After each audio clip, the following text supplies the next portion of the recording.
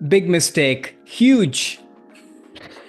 This is our Julia Roberts episode because she has a new movie out, After the Hunt. I'm Karan from Los Angeles. And this is Alex from Los Angeles, and welcome to Movies That Shaped Us. We are two longtime friends who grew up on opposite ends of the globe with very different backgrounds, but we're both shaped and are still being shaped by the movies we see and love. In each episode, we cover a filmmaker, so in this case, Julia Roberts, the actress, who shaped our love of movies. So join us as we explore why she matters and review the top 3 movies in her filmography that made the biggest impact on us. Yeah, it's like these last couple episodes have been all of the biggest movie stars of the last 30 years. We're just going through the list, and now we've arrived at Julia Roberts, who was definitely the queen of the 90s for sure. I agree. I mean, she's a big one. So I guess we always start our episodes by sharing thoughts on kind of what is our relationship with this person. And so I guess I can start. So, Go for it. growing up overseas, there were a few people who were kind of the representation of Hollywood and sort of global movie stars, Tom Hanks, Tom Cruise, Brad Pitt, and Julia is definitely in that. Probably the only female star that made it Mm, in such a big way. And I think part of that has to do with her, and we'll get into that, but also part of that has to do with the kind of movies she made. Like they were all often romantic comedies or comedies which I think travel pretty well to a Bollywood obsessed or movie obsessed culture, right? Because mm, often the movies that worked over there, especially in the 90s, were also of that kind of ilk, which now that I'm thinking about that, I mean, these things are there's always a connection, like people are mirroring art from one side to the other side. So maybe it was this era of rom-coms that Julia kind of brought in that maybe would inspire some of these rom-coms that were mm. remade like a ton, like 10 movies coming out a month, and they were all pretty much around the same subject, if you will. So, she was huge. And I think for me, like being a movie star on screen is very difficult. The older I get, the more I realize it, because when you're growing up, you admire and idolize these people, at least in my case. You don't even know really what real acting is. And then you discover actors, and then, Hmm. oh, those are actors. And then the movie stars are movie stars. And at least in my head, there was like a line between them. And then as you get older, you start to realize that, oh, actually, being a movie star and being really good at it, but also being convincing as an actor in a character, doing all of that is very difficult. And I think she is kind of signature at that for me. Right off the bat, I mean, I didn't watch Pretty Woman when it came out. I watched it much later, but that movie has this amazing quality of watching somebody realizing their own magic while Hmm. the movie's realizing their magic, and just the way the character Cinderella story is developing. Julia Roberts' Cinderella story is also developing, which is so magical. And I think to me, her signature trait, of course, the smile and the laugh and the hair, like physically, you can't miss her. She has such a distinct kind of look to her. But I think there's something about this kind of lightning rod kind of energy Mm. to her. Like when she's in a room, she kind of lights up the room. And I think that's kind of critical for movie stars that you have to want to be them. You have to want to cheer for them. And when they're unhappy and upset, you've got to feel the same emotion. And there are very few people who can draw that out of you. I think she does that right from the get-go. And I think there's always a marketing machine right behind stars for sure. Like that's how you Sure. become Yeah. stars. And I think she was for a long time pitched as America's sweetheart, which is maybe in part true, I suppose. But as I've gotten older and kind of rewatch a lot of her movies from the 90s and then moving forward, I think that label is a bit of a misnomer, I guess. Because when I think of sweetheart, I think of, I don't know, somebody who's kind of chirpy, bubbly, sweet, literally it's in the word, but more like but yeah, something like that. Not Julia, who has those qualities. She can be kind of the girl next door and kind of adorable. She's actually feisty. She can be Yes. bitchy. She Yes. has like a lot of gumption inside of her. Like this is not somebody who would just stand and just take it. And you see that, right over Mystic Pizza. I mean, she's sort of the slutty person in that. It's not Hmm. her story. So Right. so I think to me, that's what makes her signature. That lightning rod personality and that smile makes you sort of think that, oh, this is the girl next door, sweetheart person. And she has that charm for sure. But there's a lot of other stuff underneath that. And so you see representations of that throughout her career. So I've been a big fan of hers, and it's been fun to see her kind of later to current career where she's not making a lot of rom-coms because rom-coms don't really exist the way they did. But I think she's tapping into other aspects, of her personality. She's taking more challenging, complex parts. Also, she looks great. I think she's one of those Yeah. people who Yeah. just age so beautifully. And I mean, of course, there's, various departments and techniques at play, but whatever it is, it all looks kind of natural and great. I think yeah, I mean, she walks in on a talk show and you suddenly, I mean, at least I stop and take note because there are not that many people who have just that kind of energy. Um, so yeah, she's in the firmament in my mind of sort of Hollywood. And so, yeah, I'm very happy to kind of be talking about her. I know you are not such a big fan of No. Juliet's. No, So I want to yeah. hear why. Because you're one of Yeah, the few. Because yeah, I she's know. sort of, if not America's sweetheart in that sense, she's probably a sweetheart because everybody, for the most part, likes her. Right. It's like she comes from that same era or cloth or whatever. Like you mentioned at the outset, right? Like Tom Hanks. Like, it's hard to find someone who's like, oh, I hate Tom Hanks. He's so annoying. This. And or we've covered Denzel recently too. Kind of the same thing. Like everyone, they might not be like, oh, he's my favorite actor of all time. But I Right. was like, oh, it's hard to like not like some of these movie stars. And she's definitely, yeah, in that space. So I admit that I'm in the minority. We talked about Julia a couple times in the past from some of these movies, even some of them we're covering today. So I'll definitely put the links to those below, and you can hear me on those episodes being like, I don't like Julia Roberts. And it's interesting. Like I think for me, my opinion has, and we'll talk about this when we get into the movies too, has shifted. Not shifted, but like I think it was more of that persona, her movie star persona, basically, which you mentioned, and it is definitely like electric. She lights up the screen. That sort of '90s, yeah, girl next door, whatever you want, America's sweetheart, whatever you want to call it, like that persona just to me just grated on me. And that I Mm. never liked that persona or liked the movies where she was that Julia Roberts, and we're talking about some of these today. But it was when that, yeah, the '90s sort of ended. Maybe she was like started getting too old for those roles, or to your point, those movies kind of like disappeared. Like we don't make those types of films anymore. And she started doing real acting stuff, and it wasn't the movie star Julia Roberts doing Julie as the movie star, but it was Julie as the actress. I started appreciating her actually a little bit more Hmm. of like, oh, okay, like she's a good actress, but B, when she's not playing that like Julia Roberts movie star character, which again for me just always, I know like I'm in the minority here, but always rubbed me the wrong way.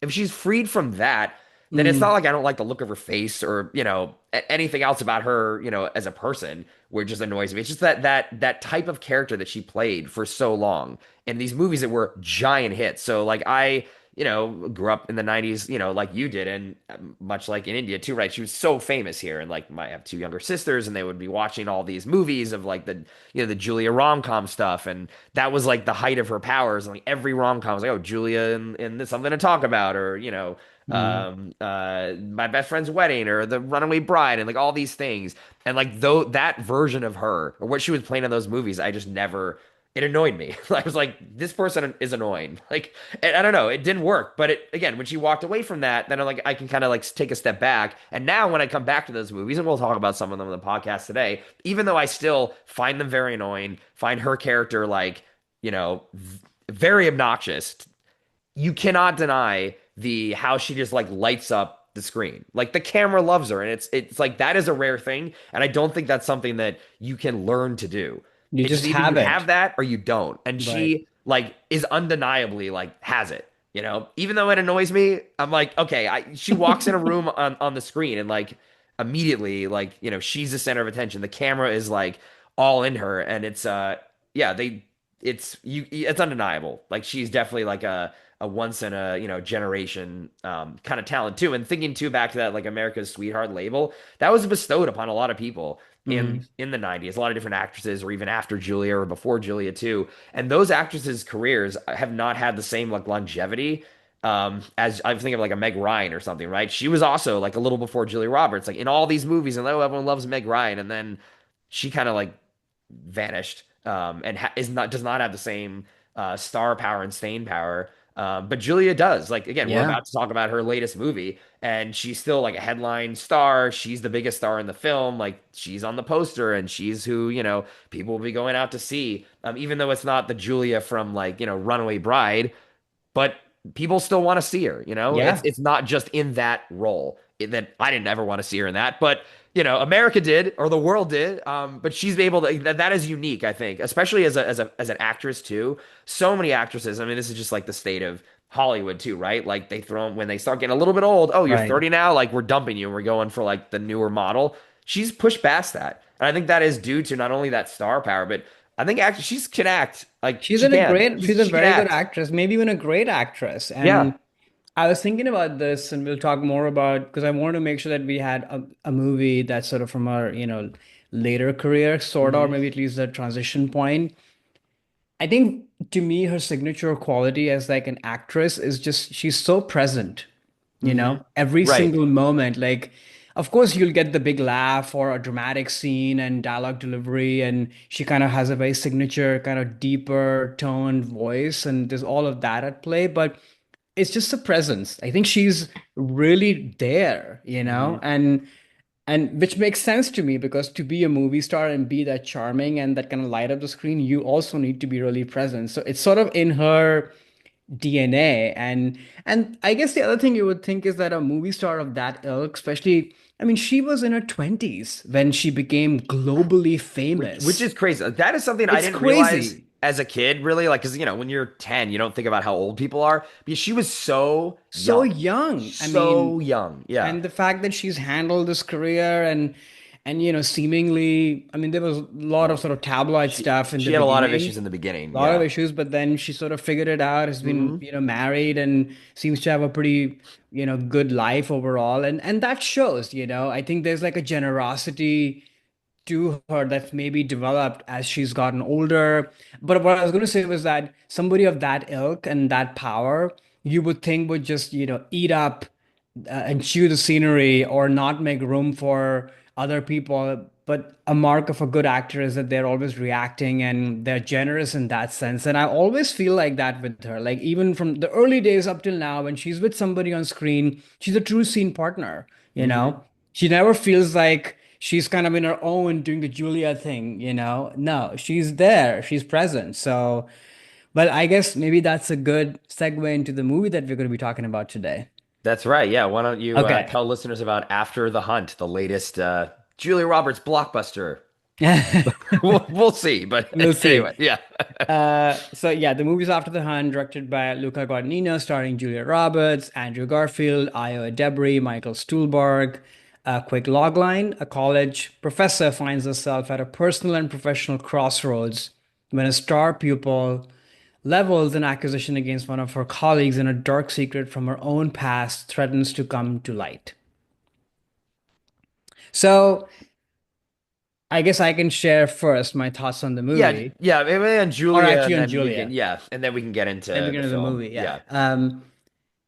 So right off the bat, I want to say that I was anticipating this movie tremendously when this movie got announced a few Oh. years ago because I'm a big Luca fan and I'm always interested to see what he does and especially when someone like Luca sort of says, "Oh, I'm going to work with Julia Roberts. It's a very interesting kind of pairing of director and star because he's, come at least American audiences know him from Call Me by Our Name, so he sort of worked with more of the young hot stars like Zendaya, Timothy Chalamet, and what have you. So to go Hmm. back and work with like a legendary kind of actor, it's kind of a big deal. And then you have Andrew Garfield and Io coming from the Bear fame. So this is a Hmm. great cast. So I had no clue what the plot or the subject matter of the movie was. I was just impressed by this group of people coming together.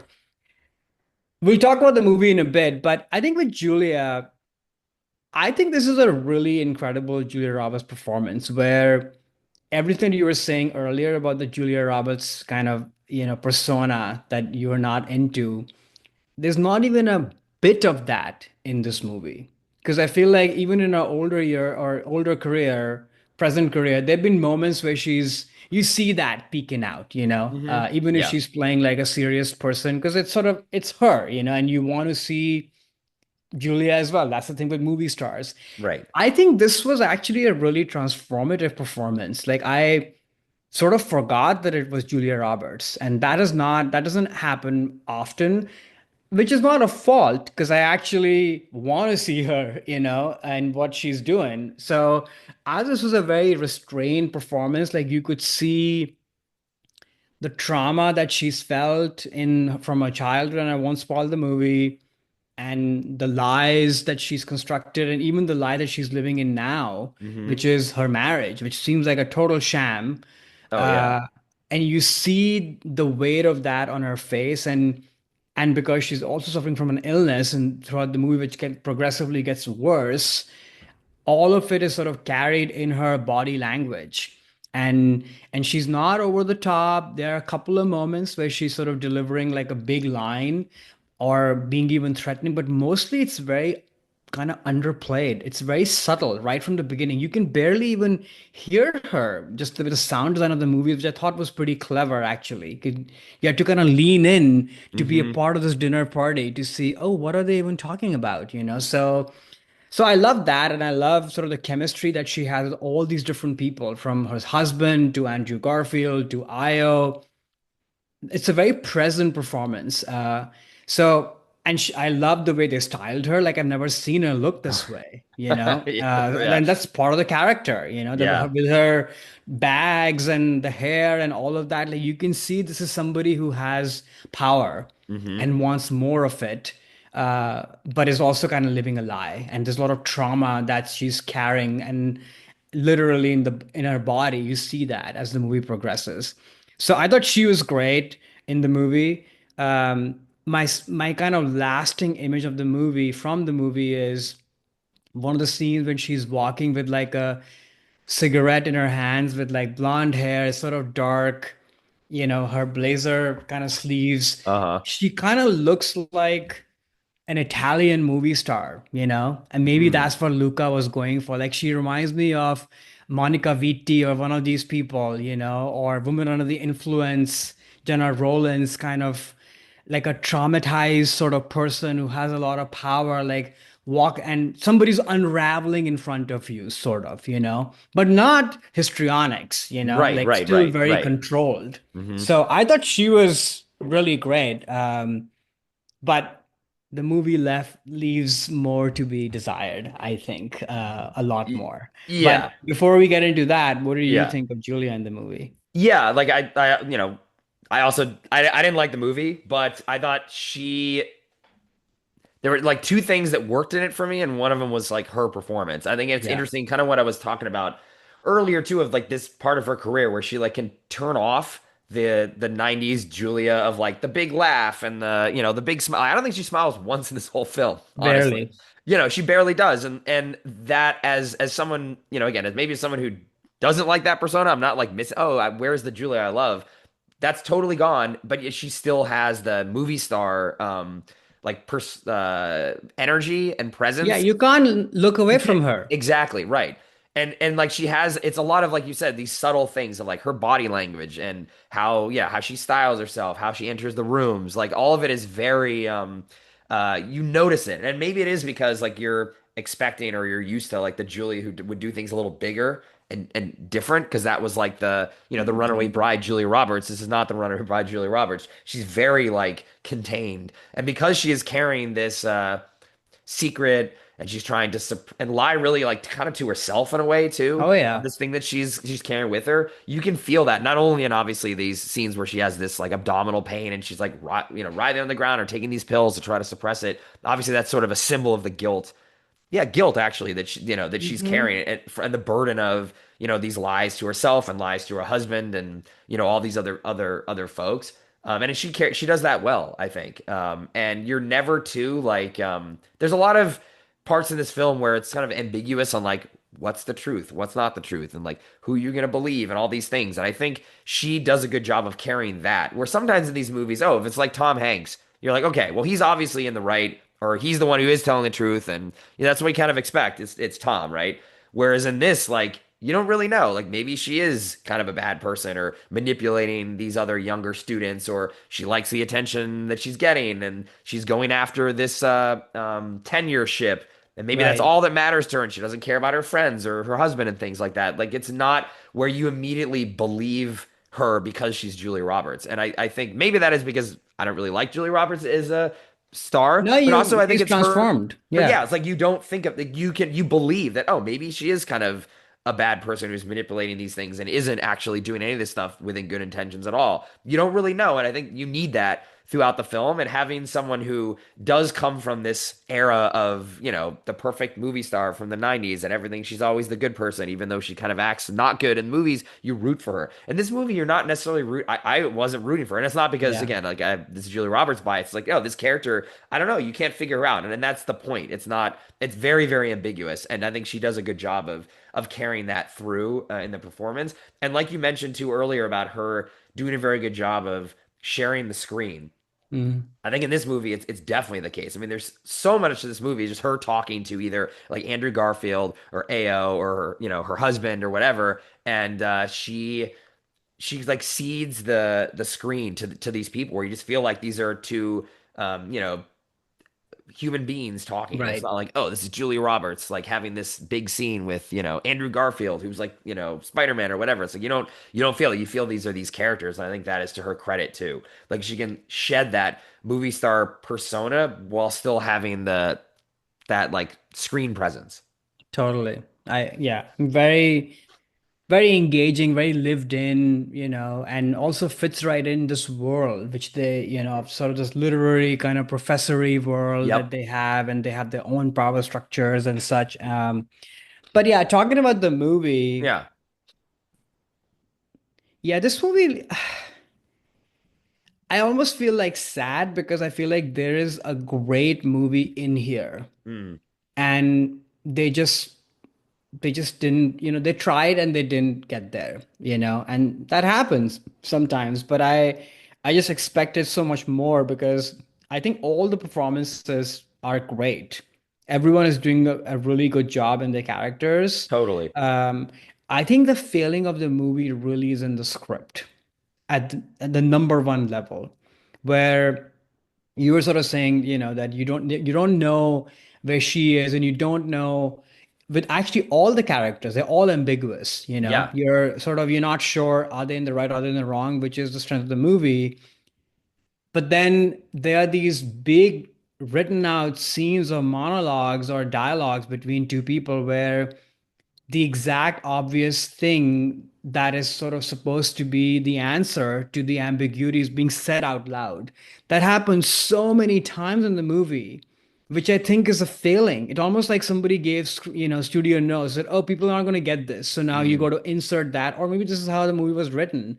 But I think it took the air out of the movie to me so many times that it sort of became kind of a bit of a joke in my head a little bit, mm, because people are suddenly articulating all these things, like her scene, her confessional in the hospital, the uh, final scene between her and Io. Everything is being laid out of exactly how people felt the way they did, which is not how people behave. And especially these people who are ambiguous and they're playing, in the gray all the time. So I think to me that sort of was the number one failing of a movie like this. But then I think from a pacing standpoint as well, like this movie didn't need to be like a 2 hour long plus movie. This movie no. could have been like a really crisp, fast-paced kind of 90-minute movie essentially that just, goes, doesn't give you the answers, everything is ambiguous, and then you sit in it and think about, what actually happened. Hmm. But because everything is spelled out to you and the movie is so long drawn, that the mystery of it is sort of gone, I think, the way it's sort of framed and constructed. Um, and then this is sort of an obvious thing. and this has been happening since the movie came out, that it's being compared to Tar, because of Mhm. similar themes and what Oh have you. yeah. Yeah. And you cannot match Tar, obviously. So, and I went in, keeping Tar on the side because that's sort of a, once in a generation kind of movie. But I still think like they could have done more to kind of create this world of academia.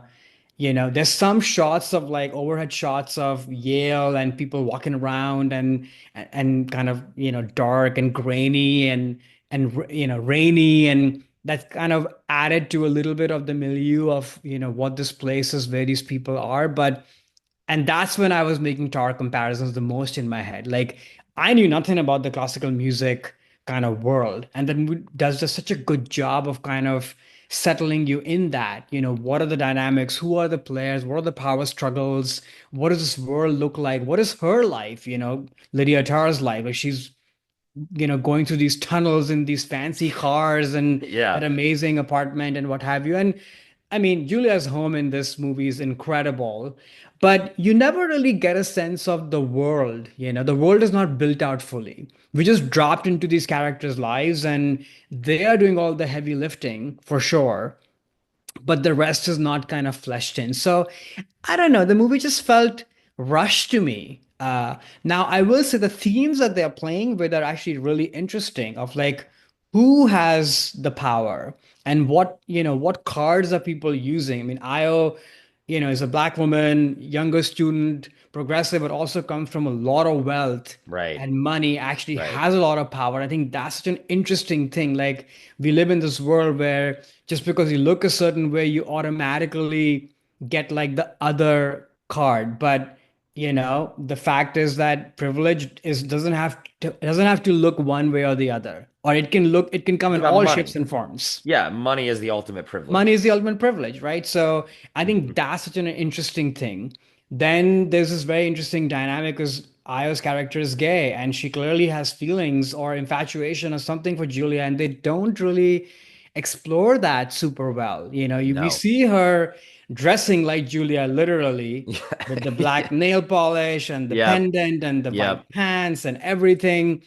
They could have done amazing. I mean, Luca is from Italy, like, or Europe, pick up from Persona or whatever, like have mirror images and do that. I kept waiting for that sort of thing, even mid-December, like pick up from that, Single white so female. That was what I was thinking. But yeah, right. so There's yeah, there's exactly. just so much goodness there, so there's that. Then you have her husband, Julia's character. I mean, their relationship is so interesting. He almost feels like the woman of the house in stereotypical ways. Like he's like texting her, making cassoulet and Yeah. having these temper tantrums with like, loud music and Oh my all God. of that. Like Yeah. those are amazing scenes, but again, those dynamics are not explored. And then Andrew Garfield's character is also very interesting, where very flamboyant and has very physical. I think he Yeah. delivers a great performance, I He's think. he's He's fantastic. so good Like in the movie. incredible in this. I Yeah, thought he was a and standout for me. so good. Yeah.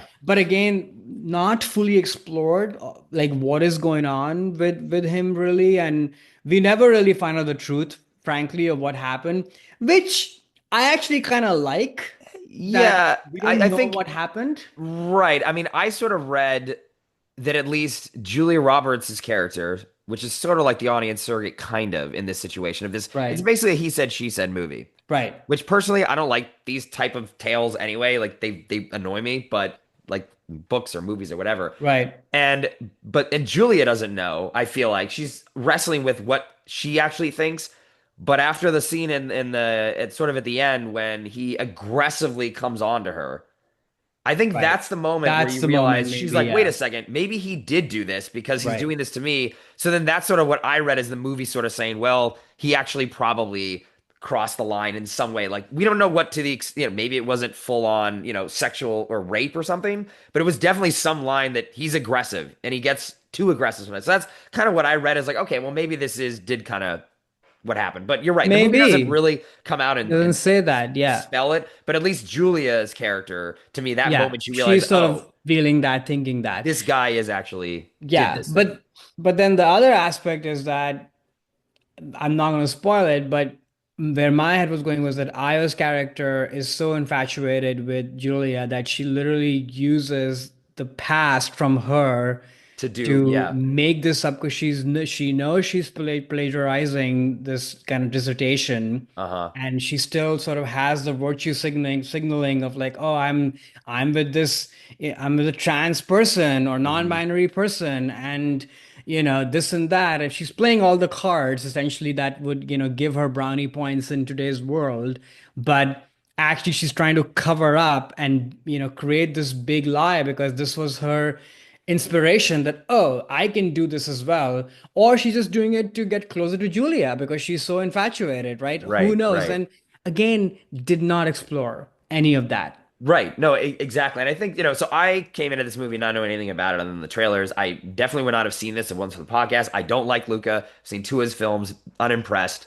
Um, I don't know. Whatever it is, he doesn't do it for me at all. Yeah.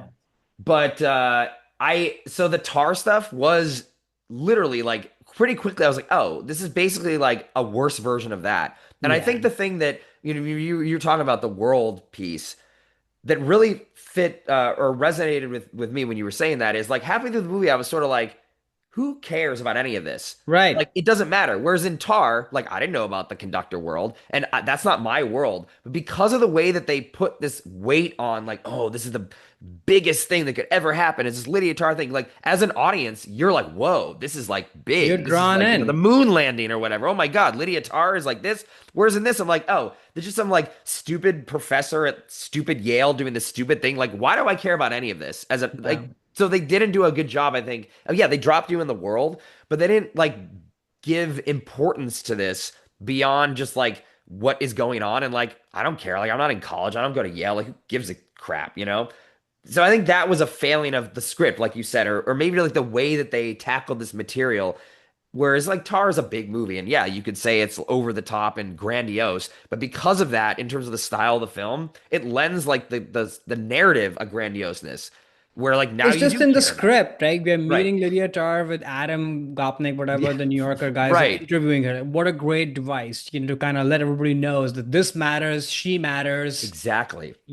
So we know nothing about this world, the Yale world. Yeah, or like academia, and they're trying to get the tenure thing, and like all the little, little bit of office politics stuff they dip into, and that's a little bit interesting sometimes. The Chloe Sevigny character, and Right. sort of all the things that are going on within this world. That again, I'm not a teacher. I'm not. That's never been academia. Is not something that has been a interest or pursuit of mine. So I don't know what this is like, but I kind of didn't care, and I think that's a Right. failing of It's the you failing of the need to movie. care about this Right. because the he said she said thing needs to feel like this is the be all end all of like, oh no, they're writing an article in like Rolling Stone. I'm like, why would Rolling Stone care? I don't know. It's just like maybe because she's famous or not famous or rich. Like Io's character comes to this incredibly wealthy, potentially like famous, rich, wealthy family. So maybe it's like, okay, an heiress to the Right. whatever is in this scandal. So maybe you want to kind of talk about it in these papers, but it's just like, I don't know. Yeah, so that to me, like that was sort of like the biggest failing of I sort of halfway through the movie, like, why do I care about any of this? Like, this is not engaging. Other than like honestly, like Andrew Garfield's performance, he's in the movie in the beginning and kind of in the end, he was like so interesting. Like his body language, how Right. he was sort of like sitting in that opening scene, sort of like with his legs kind of spread out, and he's like touching everyone, and he's Everyone. kissing Julie Roberts on the lips, like just in front of her husband, sort of a natural kind of like oh, greeting, goodbye, hello, which is like, okay, like I get that, like certain cultures, that's obviously, No, a he's very like a normal thing. walking, sex jug of sex, Exact. basically. Yeah, he looked Yeah. so good He too. looked Like very his good too. beard, he's got the scruff, he's got like this sort of professor, he's like a cool professor vibe. Right. So he was just fantastic. And you do kind of want to root for him and be like, oh, well, maybe he isn't the doing these things because yeah, like he's kind of cool in the film. So I needed, and the movie was like long enough where like there was stretch of the film where like he's not in it at all, and I just didn't think, yeah, Julia's character and what was going on held my attention as much as what was going Yeah. on with Andrew Garfield. The other thing too that was kind of surprising to me was this is another uh, Reznor and Ross score. They had done Challengers, a film I didn't really like, and a score I was like whatever on, but I know people really liked it. This, I just did not like the score at all in this. It felt too heavy-handed at times, too much like, oh, we're gonna make this like a 70s sort of drama with these piano parts, and I don't know. The score like really bothered me, unfortunately, because I think those guys are great and it They're does the some of this best. that I'm stuff with you. that I was like, this is the score is taking away actually from certain scenes in the Yeah. film. I was surprised, honestly, It how was much of a misfire that heavy-handed was. and also confusing. Like when her illness or abdominal pains are sort of growing, you get sort of this like almost like ominous kind of, Yeah, block plunk or something. And I was like, wait, that was a tar note, basically. Oh, make this feel ominous when she's going right, on her runs, Lydia, and some supernatural stuff sort of is appearing, and the score is getting even more and more ominous, right. and it's sort of meant to portray again her inner psyche of like this is a person unraveling, but Julia is like vomiting.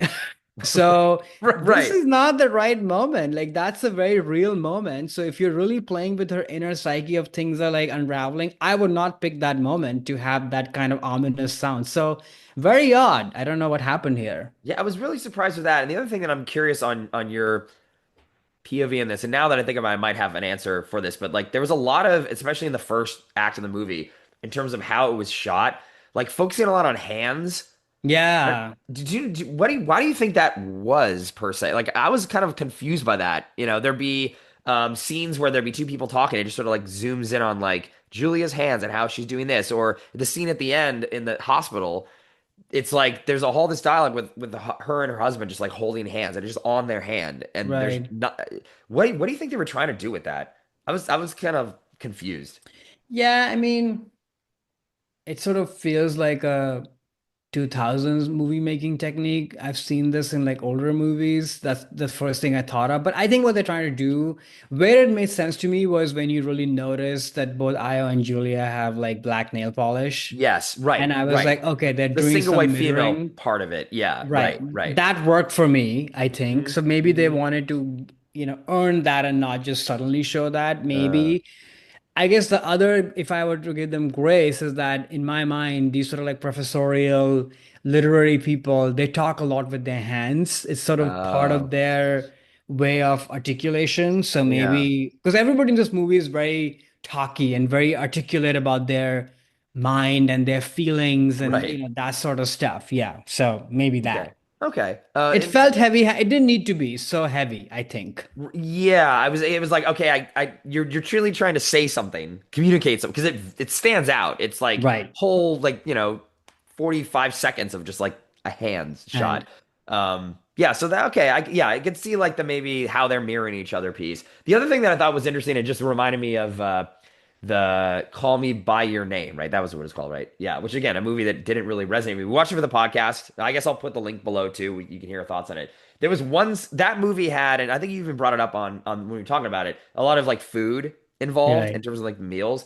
And that it definitely like makes you hungry and sort of like there's other things that movie's doing with food too, but like it's a very visceral thing. And there's one scene in this film where they're at this Indian restaurant, and So it, good. yeah, like I was first. It was in the morning. Actually, we both surprisingly went to the. So we maybe we should say to the listeners this. So we both have busy schedules this week, and the movie just came out on Friday, and we're recording, a day after the movie or 2 days after the movie came out, and we randomly ended up being at the same like early morning on a Saturday screening. We didn't realize it until after we left. We met in the lobby, like, "What are you doing here?" "Oh, we're seeing it after the hunt." That was really funny. So it was early in the morning. I was kind of hungry because I didn't eat breakfast. There's like two or three shots of like Andrew Garfield, like dipping the naan into these different sauces. And I was like, whoa, I am so hungry. And he shoots food. My main point is he shoots food really well. Luca And, loves food, and and you see that. oh my God, even like this one small scene where it's like a couple shots of him doing this thing, I'm like, oh, whoa. It's like the freaking taste of things or something. Like I'm leaning in and be like, whoa, you're really focusing on this food. And it's something that I don't think it was supposed to mean anything in that scene per I se. think it He just did likes for it. me, Oh, you think? Oh, and what do I'm you think so that glad meant? you brought that up because I actually, when I came back home, I was telling Robert the story of the movie and talk about. I mentioned that scene specifically because it Really? stayed with me, Yeah, me which too. is I'm like, I that. need Indian food tonight. I was thinking like, yeah, I need an Indian takeaway. But what do you Well, think? that's one reason, but no, I sort of was like, if I were confronting someone like Andrew, if I'm on Julia's side, I'm uh, meeting him and this has happened, you have an accusation on you, you would be terrified. And instead, here you are and not even eating in like a stressed kind of way, because some people stress eat. Right. No, he's relishing this food. And the way he interacts with the waitress was like my usual, and even Julia's like your usual. That means you come here all the time. The Mm, waitress clearly is sort of little flirty towards him, and there's like a eye connection between them. And the way the food is brought, and he's like so excited. Oh, give me some naan, and da da right, da. right. And this is not how you would behave if you were scared for your life, you know? So Mm, it's a great character moment that either this person is just delusional or he just doesn't care. Who knows, right? So I thought that was great. And then if you mirror that with Julia's husband's cooking, where he's making cassoulets, he makes dorovat, which is an Ethiopian dish, when Io is invited to their home. And she even oh. says that, oh, have you made dorovat before? And you see injera is there, the bread and all of that. This is what Luca is good at. You're inviting a black person to your home who's maybe from Ethiopian descent, and you're making dorowat for her. Kind of courteous, but also not. Kind of Mm, weird in a way, yeah. especially now that we know what Michael Stuhlbarg's character thinks of her. She thinks of her very mediocre, which seems right because she's plagiarizing and Right, power right. hungry, Hmm. So that dinner is like a slap in the face, kind of, versus making cassoulet for your wife who you actually do love genuinely Hmm. is an act of Hmm. love. So I Mm. think food plays Huh. a big role in the movie, in all his movies. No, that's a really interesting point. I did not notice that or even I was so distracted by how good that Indian food looked and how hungry I Eh, was in that theater. But it like, looked damn, like is that amazing. garlic naan? I would act that way too. Like, ooh, garlic naan, give me that. That's how I react when I'm at an Indian So restaurant. good. But that's a really yeah, like a guilty man basically wouldn't or not a someone who is non-guilty. Sorry, an innocent man would be like, "Oh my God, I can't believe they're about to accuse me of this stuff." Instead of like, "Oh, just give me my usual. I'm just gonna eat like normal, and this is like a normal conversation at my favorite restaurant, flirting with the waitress, like kind of acting like this is Nothing has nothing." happened. That's a really yeah. I did that did not land on me because I was so distracted about how good the movie looked. But yeah, overall, like I did not like this movie for all the reasons we just talked about. But again, I kind of came in probably predisposed like not to like it because of the filmmakers involved. And again, I'm not even a big Julia fan, so it wasn't like, oh my God, the next Julia Roberts performance. So I don't necessarily recommend this film. I guess if you're like really love Luco, you'll probably find something we just talked about. One of his signature things with the food. There's things to like in that respect. I think if you do really like him as a filmmaker, and Andrew Garfield is great in this. But beyond that, this was not a great film. Did not work for Not me. a good film. And mostly I'm just left disappointed because, like I said, I like all these Yeah. people. I think the subject matter and the themes that they're exploring are all very interesting. The movie is very beautifully made. You see the Hmm. craftsmanship, other Definitely. than some of the score things that we Right. talked Right. about, like Yeah. everything from the production design, the wardrobe. Like it's a movie. You can see that the love is put into that. So that's why when things don't really add up, it's sort of disappointing. That Mm. said, I still recommend it Mm. because, if you're, I don't know, on a Saturday afternoon or even evening, you're having a night at home and ordering, Indian Indian takeaway. food. Yeah, you need Indian Exactly. food. Yeah, after watching this, I And was like, tons of red wine is consumed in this movie, by the way. Tons. yeah. Even people who should not be drinking because they're ill and they're puking their guts out, and yet they're having more. I'm like, Julia, don't drink more. Don't. Academia. It's like I all those guess. events, which is kind of true. You go to any like event at like a college or whatever, there's always that free. There's He even always makes stuff. Yeah. some Garfield's character at one point says like, "Oh, it's watered down red wine or whatever." Right. That is what you get at those things. So that was a Right. nice, I think, touch of authenticity of that world. Like they're just always guzzling Just like cheap barely. Pinot. Yeah. But I recommend it. Okay. It's a hang. It's a decent hang, I would say, and some great performances and good food. So Yeah, yeah. definitely good food. Don't go into this hungry, because you will leave hungry. Well, so that was yeah our take on our latest film. But why don't we get into exploring more of Julia and our top three? So this is something we do in every episode. So we're gonna start with our first love. This is the first movie that made us appreciate or fall in love with Julia Roberts, and we're gonna get to her masterpiece, the movie we think is the best representation of Julia for us and resonate with us the most. And then finally, the wild card. This is really anything we can bring to the table. Maybe it's a something different that Julia did, where we either appreciated or didn't, or just a wild kind of crazy swing that we want to bring to the table. So why don't we start with you, Kron, and your Actually, I'm going to first push pick? it back to you. You start. Oh, you want me to start? Okay. Yes. Okay, great. So my first love is the film from 1991, early in her career, actually very early in her stardom. This movie is Sleeping with the Enemy. So this movie is directed by Joseph Rubin, starring Julia Roberts and Patrick Bergen and Kevin Anderson. And the IMDb plot summary: a librarian fakes her death to escape her abusive marriage and start a new life elsewhere, but her husband manages to track her down. So, this category is called, first love. So, this is not the first film I watched of Julia Roberts because, like I said many times, I did not like her and did not like her films and was annoyed by her as an actress. So it wasn't actually until this film, which I saw probably like either late high school, early college, sort of like end of the 90s, early 2000s. And I realized like, oh, she actually can act and she isn't always playing the same, character, which is I find very in a romantic comedy is like very like loud, self-centered, kind of obnoxious, someone who I don't really root for. But in this movie, she's playing something exactly the opposite of that, actually. A very stepped over, abused, literally a very abused housewife. So she's timid. She doesn't really like have a lot of control over things. She's not the center of attention when she walks in a room because she's trying to be kind of meek and bow to her husband's wishes and things like that. So this was surprising, honestly, when I first saw it. I was like, oh, hey, again, Julie can act. Like, oh, she's playing this totally different character that doesn't annoy me. It is actually engaging, and I'm rooting for this character, and I want her to succeed in the end in terms of escaping her horribly abusive husband.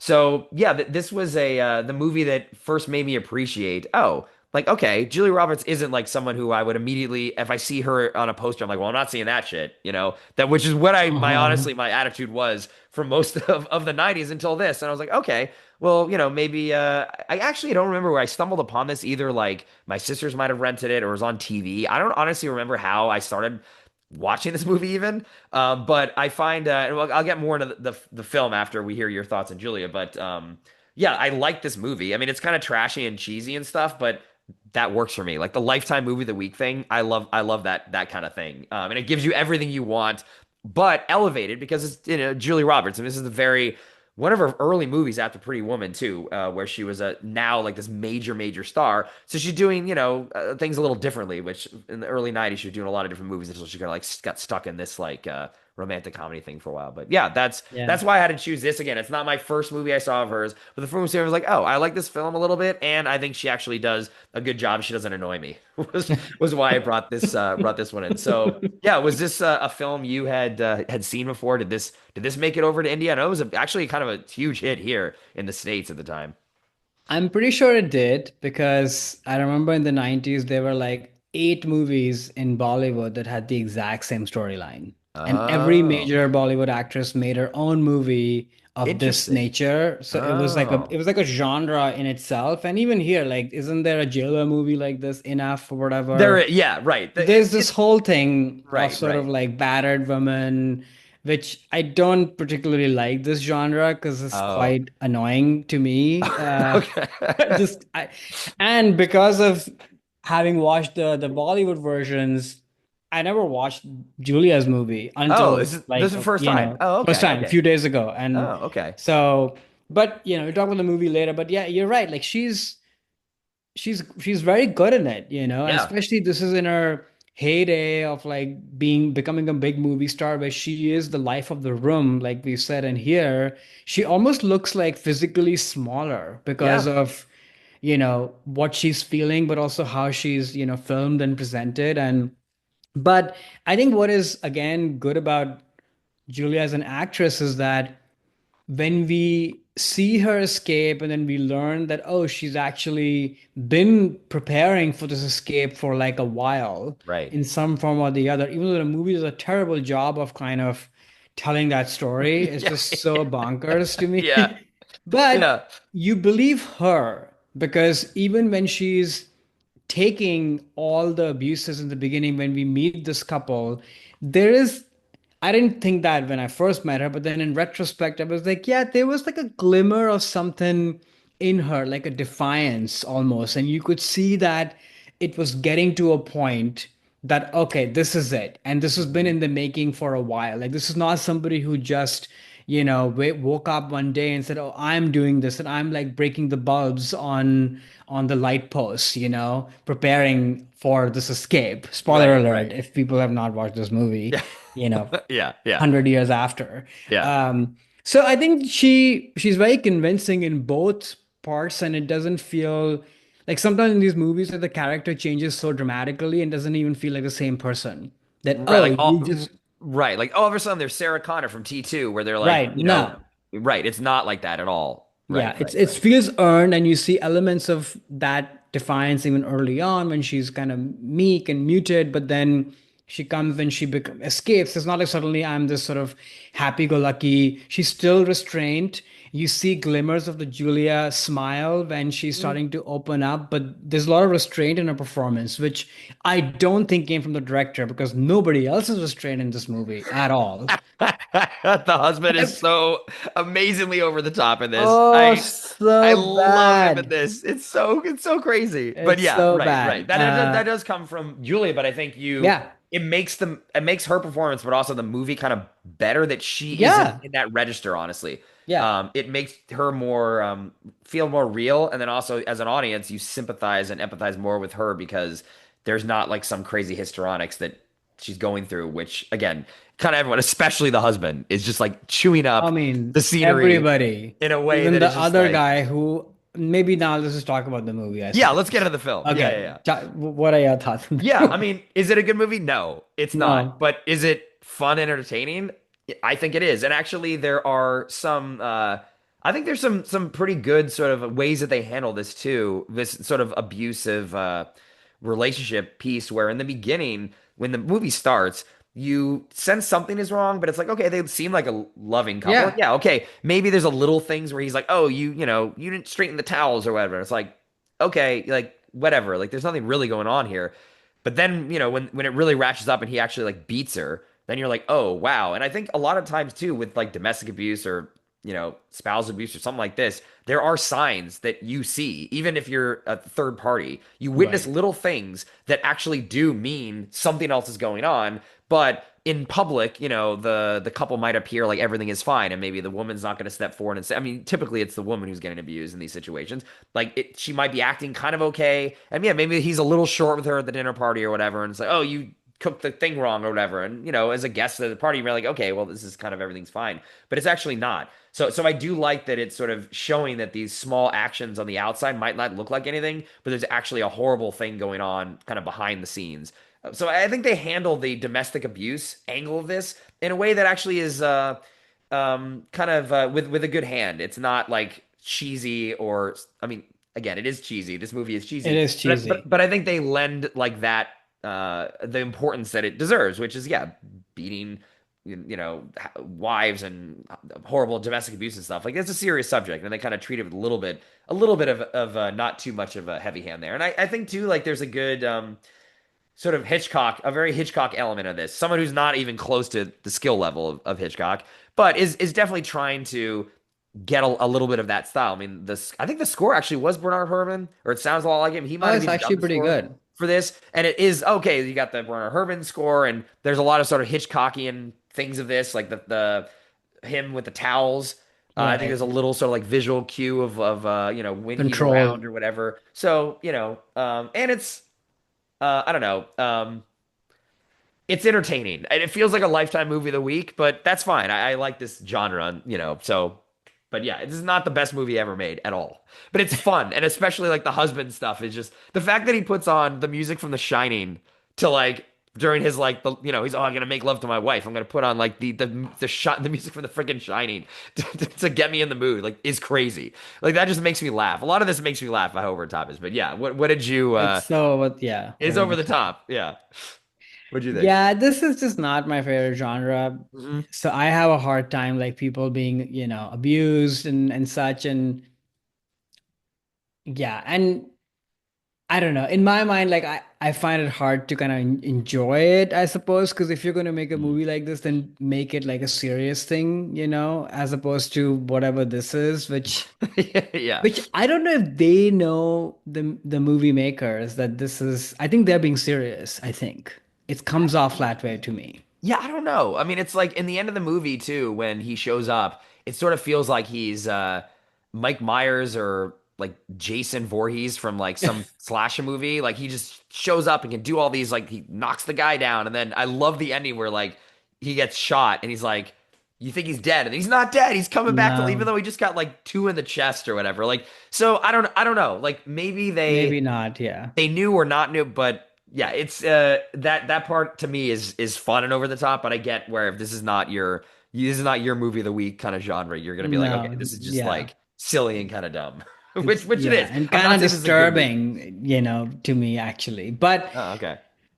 yeah, it's sort of disturbing actually. Even if it's, and maybe what's disturbing is that it's a serious subject. I don't like seeing people in that state, Yeah. but it's sort of done in a way that's sort of over the top I see. and such. So the whole thing. But yeah, the two men are just really bad. I mean, first of all, how old is the husband? He looks like he's 60 years old.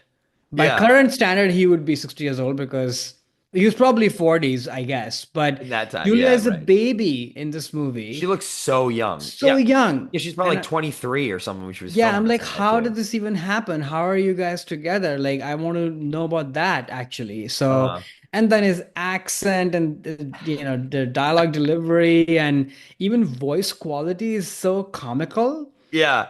That's the It's husband like especially is that's what like I mean. The husband, so yeah, silly, so basically. silly, and there's that whole thing, and then the second guy.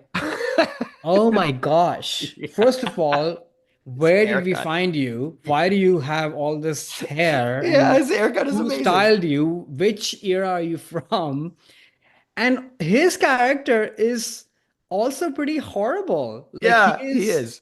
I was like, is this supposed to be like he's good or not good? I'm so confused because Yeah, I mean he's the only thing he's not hitting her, but the right. rest of it is pretty much at par, basically. But I think in the 90s we were okay with this behavior. I'm like, you just met her and now he's upset with her. Oh, why aren't you coming? Or I know. Yeah. it's like so very bad. And you look this way. You're not even good looking. It's just so bad. No, yeah, no, that guy is so weird, and especially in that like there's a, I guess this is like a romantic comedy trope from the 90s too, of like the clothes changing montage over a oldies song or whatever. There's that Right. sequence in the movie where that happens. She's just like putting on different dresses for some reason in this like Oh backstage yeah. of a It thing, came from like nowhere. out of I'm like, nowhere. Julia, you're not happy with him. We know I it. I I can know. tell. He's so weird in that scene too. The guy is bizarre. And yeah, it's not like the tip, and what you would imagine in this movie, oh, this perfect guy and he's so nice and this is the nice Bring the guy. guy from the boat who looked perfectly nice, who you You got like the rid boat of. guy. Where's that guy? I want to see that guy. The boat guy. The boat guy seemed very cute, very He was a nice nice. guy. He was a good Yeah. guy. He didn't, he didn't know.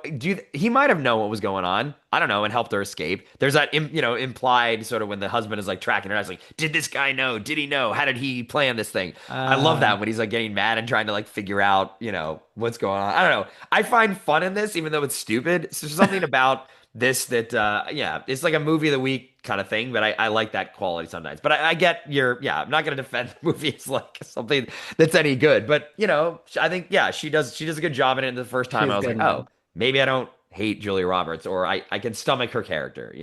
Well, that's good at least. But Yeah. yeah, I kept thinking with looking at these two men saying that, do you know who you're opposite? Do you know? You should Yeah. not even be in the same room like where she is. Get the hell out of here. Get out. Oh, Go amazing. make your burnt lamb stew or whatever it is that you're Oh, yeah. cooking. Yeah, that was Who crazy. has a fire like this while I you're don't know. cooking? It's so bad. It's so bad. It's so I don't know. It's so 90s cheese that yeah, Yeah. anyway. And why are you out picking apples at like 11 p.m.? I know. It That was seems. so weird. That was so weird. It's actually now that I'm thinking about it, it's sort of fun to talk about that. I get it. Yeah, I that's get sort of it. what I mean. Like it's fun, even though again the subject matter is very serious and not Right. fun. And but the movie is like so over the toply, cheesily hilarious that yeah, I Yeah. I enjoy it. I've seen it, a couple times after I stumbled upon it, whenever that was, in the late 90s, and yeah, it still makes yeah, it's a fun film about domestic abuse, I guess. Anyway, let's move on to your first love. What do you got for us, Karan? Okay, so I have the classics of all classics. It's not Pretty Women, but it's My Best Friend's Wedding from 1997, directed by PJ Hogan, starring, of course, Julia, Dermot Mulroney, Cameron Diaz. Quick logline: when a woman's longtime friend reveals he's engaged, she realizes she loves him herself and sets out to get him with only days before the wedding. I think we've covered this movie before. Have Mm-mm. we not? I We don't have know why I not. thought so. Okay. This is the first time, so better make it good. This is Okay. I'm the gonna try. I'm gonna try.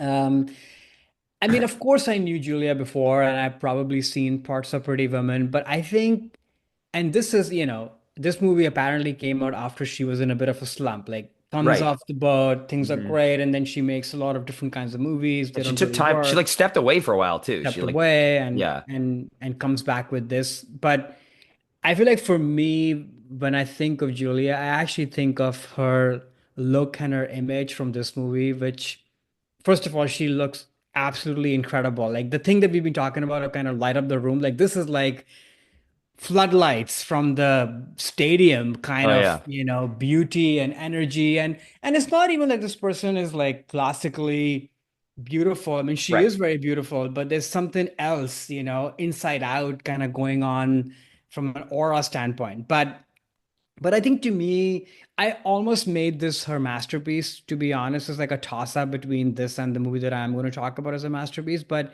to me, this captures the essence of the Julia Roberts movie stardom, the persona, but also her acting chops and her looks. That this person is girl next door, kinda adorable, but actually is really feisty and kind of the bad guy as well in the hmm movie.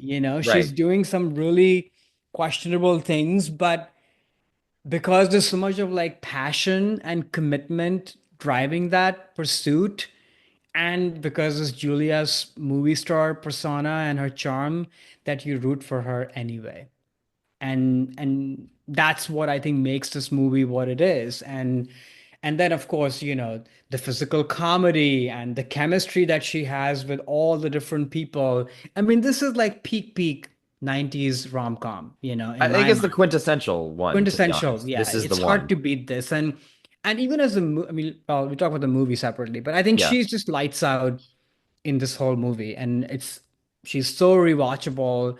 And if they were writing like, essential texts on movie stardom, I think this movie and Julia would be in that pantheon of like capturing somebody and their essence and putting it on the screen in the perfect way, in my mind. What is your relationship with this movie slash Julia's performance? Yeah, I'd never seen this before. Avoided it. What? Yeah, because I don't like Julie Roberts. I was like, this. Yeah, Ah, I saw the poster. I was like, not seeing that shit. Even oh though my no. sisters liked it, so it was on. Yeah. I did try to avoid it. And obviously, like you said, I think it is the quintessential '90s rom-com. So I knew the plot.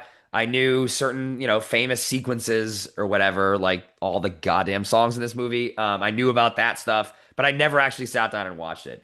And I think I agree with everything you said about like obviously like she is just radiates off the screen. Like no question about it. She is absolutely like a movie star in this. The camera loves her. The way that they shoot her in this is just like there's something about like the camera and a movie star when that some works. It's just like it's It's like magic. a love And affair, oh yeah, and this is definitely like magic in that Yeah. sense.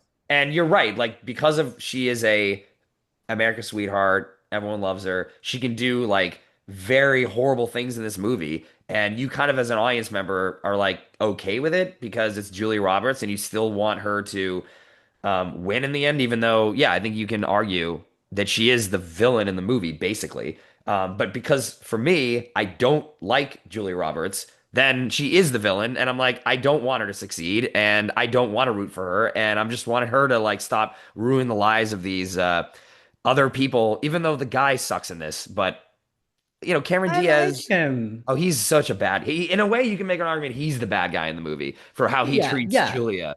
I don't yeah. mean as an act, like whatever, like, but like the Oh, things that he does, I think is arguably worse yeah, I than the agree. things that she is doing. But yeah, like that's why even when I was watching this, there were parts that I like.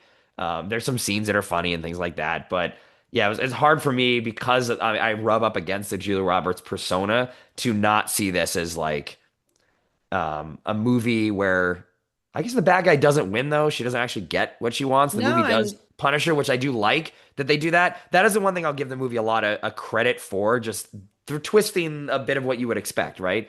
I think some people went into this wanting her to be with the guy in the end because that's what usually she always gets. And again, you love Julia Roberts, you want her to see her with this guy, even though I think even when you watch this, you're like, okay, this is kind of bad what she's doing, but it's Julia, and like maybe this is true love, and she should be with him anyway. And I do credit the film for like not doing that, and leaving her in a state at the end of the movie where it's like a realization, I think, of again now I guess we're getting to the movie a little bit, through Julia, but it's like the character I think does realize something and change in the end, and be like, you know what, actually I am kind of a horrible person, and I need to not the kind of change. You see her going on a path where now maybe she will find a real relationship and a healthy relationship with somebody, as opposed to this, I think toxic kind of relationship she had with her friend over this period of time, which wasn't healthy and holding her back from a lot of different things.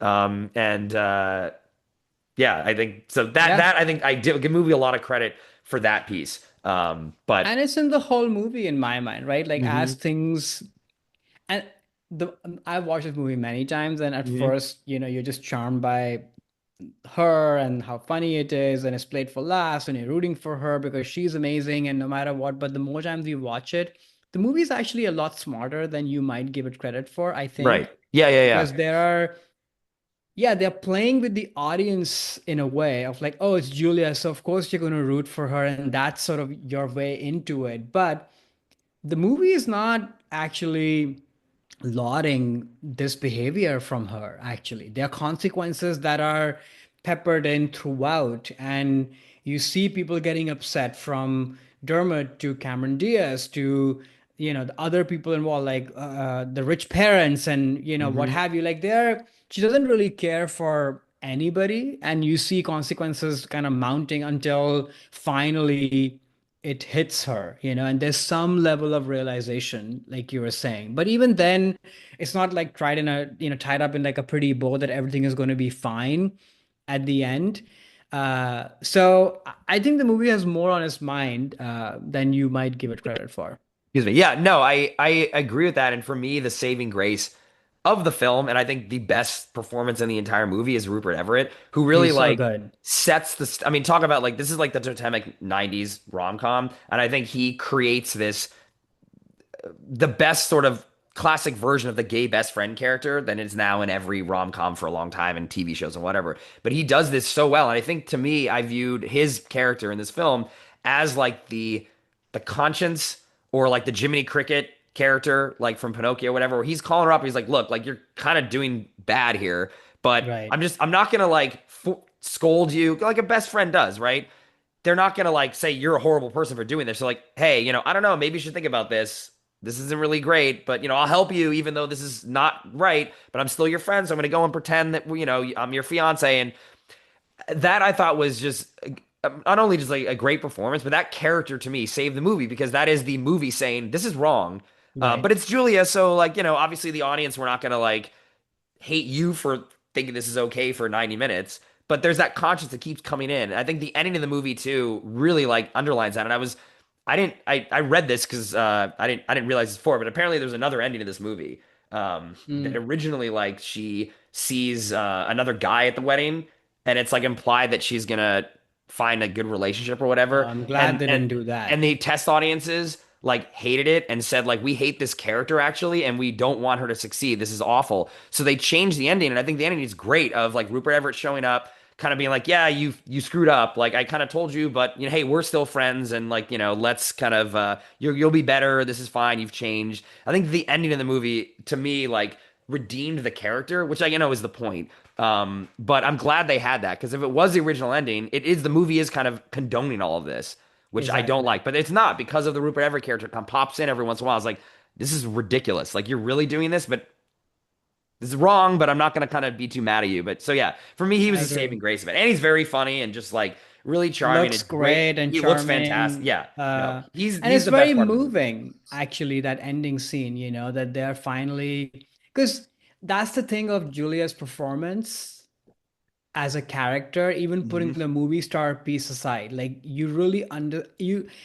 a movie star can only sell the charm to a point. You have to make the character believable. And Hmm. you realize that this person who is, looks this way, has success in her life, but there is some, you know, she's not grown up fully. Yeah, No, she's still absolutely not. holding on to a lot of this baggage, and even she doesn't really know that this is love. It's not, I don't think she knows that. I mean, and then she's so competitive that the whole pursuit of kind of not letting this go is what's driving her. It's not true love. So it's a lot Right. of, adolescence, sort of like early age or older age adolescence that's sort of still hanging on. And to your point, like Rupert Everett's character is sort of the grown up in the room, and that's why the ending scene is sort of moving, Hmm. because she's not only is she realizing, but it's sort of a nod to friendship as well, right? That Right. no Right. matter what goes on, you win some, you lose some, and even when you've been bad, your friends are there for you. Ultimately, that's what's going to put her on the right path, because she has the support of the friend. Because I wouldn't call, I mean, she is doing bad things and she loses sight of everything and makes like a bungle out of all of it. But I wouldn't call her an evil person, like this is somebody who can redeem themselves and hopefully, have some growth coming out of this. And so that's what the movie leaves you at. Yeah, I agree. Yeah, I just don't movies where the romantic comedies where you're trying to break up like a relationship that the I movie know. doesn't really. Well, I guess it is kind of bad because again, this guy is I think just the worst, honestly. I mean, maybe worse. Yeah, the problem This is with the guy too. Like, I don't think he knows what he wants, No, he just wants a slave, like a woman who just does what he wants and isn't like it's not no compromise. He's not looking to have a share life with someone. He's looking Right, for a woman to just be along with his ride. Like he gets so mad when it's floated. Oh, maybe I don't want to travel around or whatever and do this. right, Follow you around. He blows up at his fiance who he's about to marry and be like, "You can't what? You can't tell me what to do." It's like, dude, that's gonna be your wife. So she kind of yeah, that's kind of the point. She should be telling you what to do right. sometimes. You can't compromise at all here, like in this It's whatsoever. crazy. Like he just wants everyone to give him everything that he wants and give He's nothing back. also a man child, just the way Julia sort of 100 is. 100%. Right. They're both incredibly immature, which is Right. ironic that like Cameron Diaz, which is weird too. Like, I don't know why the movie had to make her like 21, 20 actually. She cannot drink at her own wedding. She was under 21. And this is some guy who's probably like 32 is dating like a college student. Like they didn't need it. Couldn't they just make her like 24? Like, that was It's a weird. bit Like, odd. I don't need that. But she, in a way, is more mature than Right. the other two, which I know is the point. I'm saying, right, that's the point of the But movie. that's the trick of the movie too. You think that, oh, this other girl would be sort of vapid, and there's a lot of great Right. comedy. Like, she's great in the She's movie, great in it. Cameron, Yeah. like amazing. But it's like a great writing. This movie is so well written. I mean, that's the thing.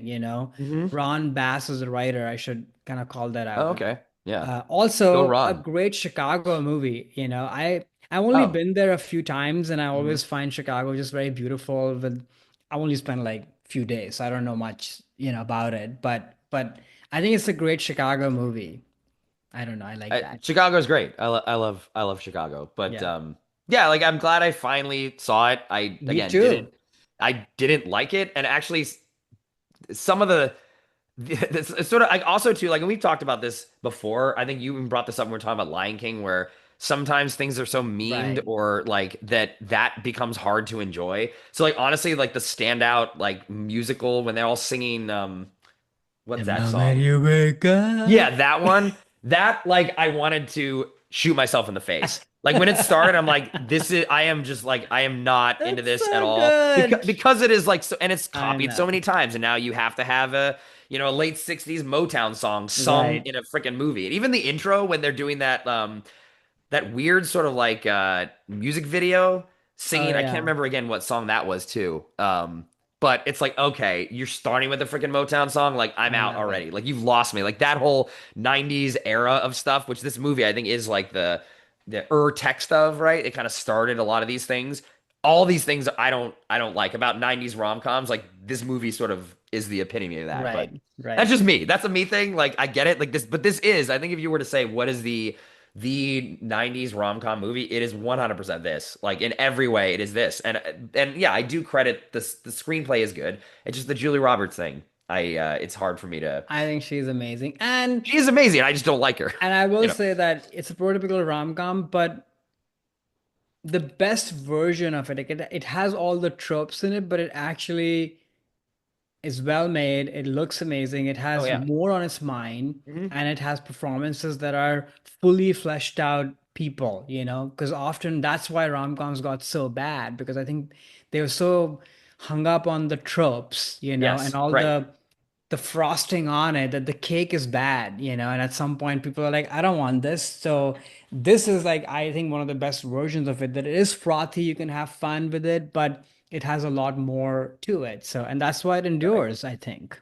No, I agree with everything, you're saying. Yeah. Like this is that's why these things are movies are classics. And then one next it's a classic, especially something like this, it really did set the formula. Right. When you keep using the same formula over and over again, eventually it gets so watered down that like it's not good. But It's then you not go good. back to the original, even though the formula is there and you know exactly what's going to happen. It's everything is predictable, but I like sometimes that the predictability of it.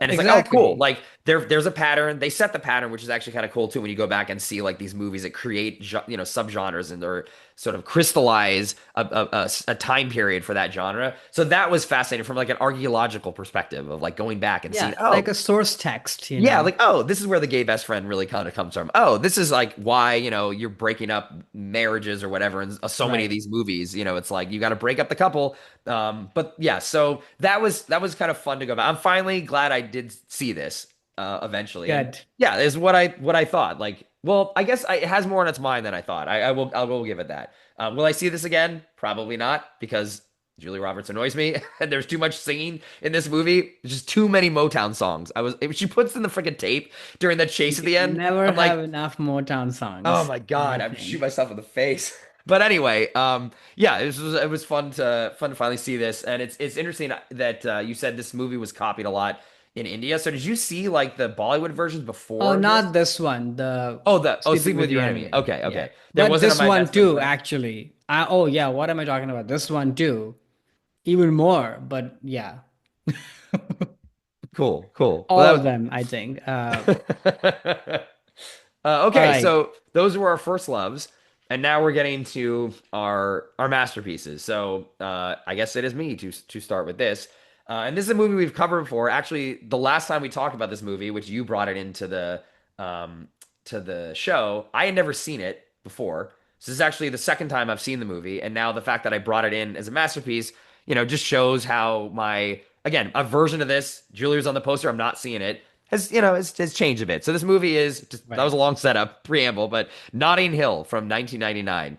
So again, we've covered this movie before, directed by Roger Mitchell. Again, shout out to the writer here, Richard Curtis, famous writer. We've just recently were talking about him actually with Love Actually. The Hmm. plot summary of this: a set of circumstances makes Anna Scott, a famous actress, fall in love with William Thacker, owner of a bookstore in Notting Hill. But the paparazzi's fascination with her complicates their bond, starring obviously Julia and Hugh Grant. So the reason why, to me, this is my sort of most appreciated of the Julia Roberts sort of movie star performance is that because, and I kind of touched on this a little bit in our intro, I sort of feel like her, especially that like 90s version of Julia in all these movies, sort of feels like kind of, to me at least, like very sort of self-centered, self-important. Oh, look at me, I'm so great. She's a little bit, rude to other people. And she sort of gets by because she's good looking and has like a nice laugh and a nice smile, but you're kind of a bitch. And in this movie, because she's playing like a movie star, where there is that kind of built in a little bit too, it's very believable in that like, okay, well, you can be a little bit like that because yeah, you're like a world famous movie star. Like that does something to you and changes you a little bit. And so to me, like her performance in this, because she's coming from that point, is not just an everyday woman who is also kind of like this. It's like no, like she's like this because of her fame and what comes along with being a movie star. You have a little bit of that coldness to you and self-centeredness because you're an actress.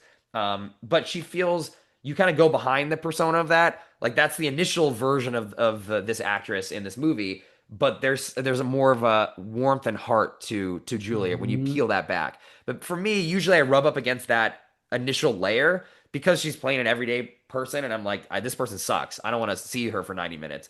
But because of this, I kind of give her some grace on that, and I can then appreciate the performance underneath it and the character underneath it. And I think she does a great job also in this movie of playing both sides a little bit of this. Where yeah, she's treats him not well at certain points, but you kind of understand it. It's not because she's just being rude and sort of like entitled. It's like no, this makes sense. Like he doesn't understand why the paparazzi thing is such a big deal and these photos that are leaked are such a big deal. Like they're just in different worlds, which is something that can happen in any relationship, whether you're dating a movie star or just a normal person. There are going to be like this at some point you're going to feel that are we in the same world kind of thing. Are we in the same, do we see the world in the same way? So I think they're dealing with and this is Richard Curtis, I'll give credit to as a screenwriter. They're dealing with real relationship issues that everyone deals with, but in this heightened, fantasy of, oh great, now you're dating the most famous actress in the world. And they make that work. And that's what I like about this movie. There is that heart to it. And her performance, again, I can look past that initial surface level stuff. So yeah, that's why to me this is the masterpiece, and again a movie I refuse to see for many times until this podcast. So thank you again for yeah, I like the movie. I think it's good. Like Hugh Grant, another actor too that we've talked about before, who I also had a very strong aversion to for many years, and now I appreciate him and I can go back and see these movies. I think he's fantastic in this too. He's so good in that. So yeah, that's my masterpiece, and we'll talk a little bit more about the film. But yeah, anything to add Yeah. to that? I know we've discussed this before, and you obviously like this movie because you brought it into the podcast. So yeah, what do you want to say Yeah. about Notting Hill? No, I mean, this is again, in that pantheon of rom-coms and kind of a classic in that sense. But yeah, like we were saying with My Best Friend's Wedding, I mean, this also has a lot more on its mind. You Definitely. can treat it as like a frothy kind of concept. Like, what if you ran into the most famous person on the earth and hilarity and hijinks or whatever ensues from there on, but and that's in there. There's a lot of great comedy. I mean, their whole meet cute from the beginning, from the apricot juice and all of it, like the awkwardness between the two of them. It just is so beautifully captured. It's just, I've seen this movie like so many times, but it still feels fresh. And Hmm. I can catch myself like smiling, in the corner of the bookstore, like watching that oh, this is happening. Can you imagine Right. what? So it's like genius from a filmmaking standpoint, but the genius of these two actors, But then as it goes along, like you were saying, like you really get to see these people as people, actually. Right. And Right. like he has his own struggles, he's sort of also kind of a man child, charming, but this is the life he leads, and he's not really taken much responsibility. He's not an about a boy, Hugh Hmm. Grant, but Hmm. close, he's a sweeter version of that. Hmm. And then Julia's character, I think you really see through her, but also through the mechanics of how the film industry and the press junket and everything is shown, that she's kind of a commodity, Like even in Absolutely that right. scene in the beginning when they're all at the dinner table with like his Brother brother, and no, the friends, I guess, yeah, because he dated the woman right. who's in the Right. That's wheelchair true. Yeah. previously, right? Uh-huh. So, which again is one of my favorite scenes in movies, of like just people hanging out and having a Hmm. The good dinner time. scenes. Yeah. That dinner scene is like so good to me, and how Hugh Bonneville like reacts to her. Oh, what kind of movies have you been in? And it's like very genuine, and so in that scene, you sort of see like when she talks about, oh, I've been prodded and pronged and this and that, and you really see that, and that she's a commodity, and she's not the happiest person, when you are in that circumstance. And the more I watch the movie, I think watching her as in this famous actress from other people's points of views, like that was fun and exciting in the beginning, but the more I watched the movie, it's flipped for me. Actually, now I see more of the movie from her point of view, that if you are this famous person who's sort of unhappy, hasn't really had a great relationship, your life is all over the place, tabloids, this and that, and now you're getting like a little break from that world into this real world where there's actual love and warmth. Hmm. how must that feel, you know? You kind of like it, but you also are a total misfit, you know? Right. And but then there's this other life that's pulling you back, and that's where you forget about this charming thing that you had. It would be very confusing, actually, I think. So I think Julia plays that really beautifully, and the movie does a great job, you know, in kind of exploring that dynamic fully. And you see inconsistency. She's guilty, she's bad, but she's also kind of not, and kind of is pulling back to the old world. Like it's not your typical rom-com that, oh, just because this happened, I'm just going to leave that world behind and everything Right. is going to be great. No, Right. like there's real life stuff that you see through that. And then, of course, the final scene of I'm just a girl in front of a boy. Like it's one of the iconic Right. movie lines, iconic movie scenes delivered to perfection. Right. So yeah, this is, movie magic, and she's at the center of it. Yeah, it's a lot of it. I again is I think due to the script and how they handle this, like you say, because yeah, the basic log line of it. Oh, what if a normal person started dating a celebrity?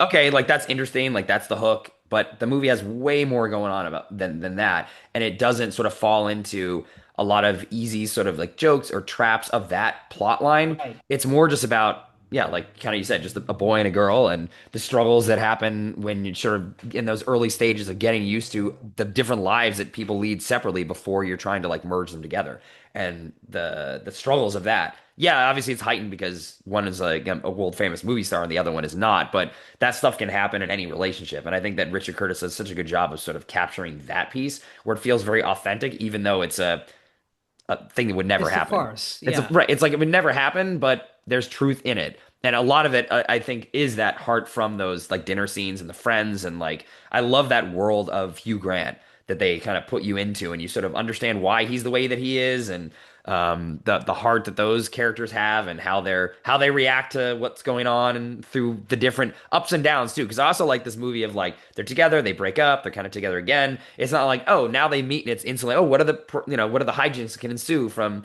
dating a movie star. Like it's not the relationship feels more real because of those like they go the ups and downs of it. I think Totally. are And then cool. you Like there's care real and couple you root issues. for them, you know? Exactly. Yeah. Exactly. Yeah. So yeah, this movie I think is great, despite my initial aversion to both of the people in it. Like, I was like, I never want to see a Hugh Grant movie, and I never see a Julia Roberts movie. Them being together is like the ultimate. I will never watch this. So I'm glad Kryptonite. you put it on the list. I'm trying to remember what episode it was. I'll put the link below. Like what the theme was. We talked about Maybe Notting Hill. love or something, I would It might have think. I been, yeah, don't know.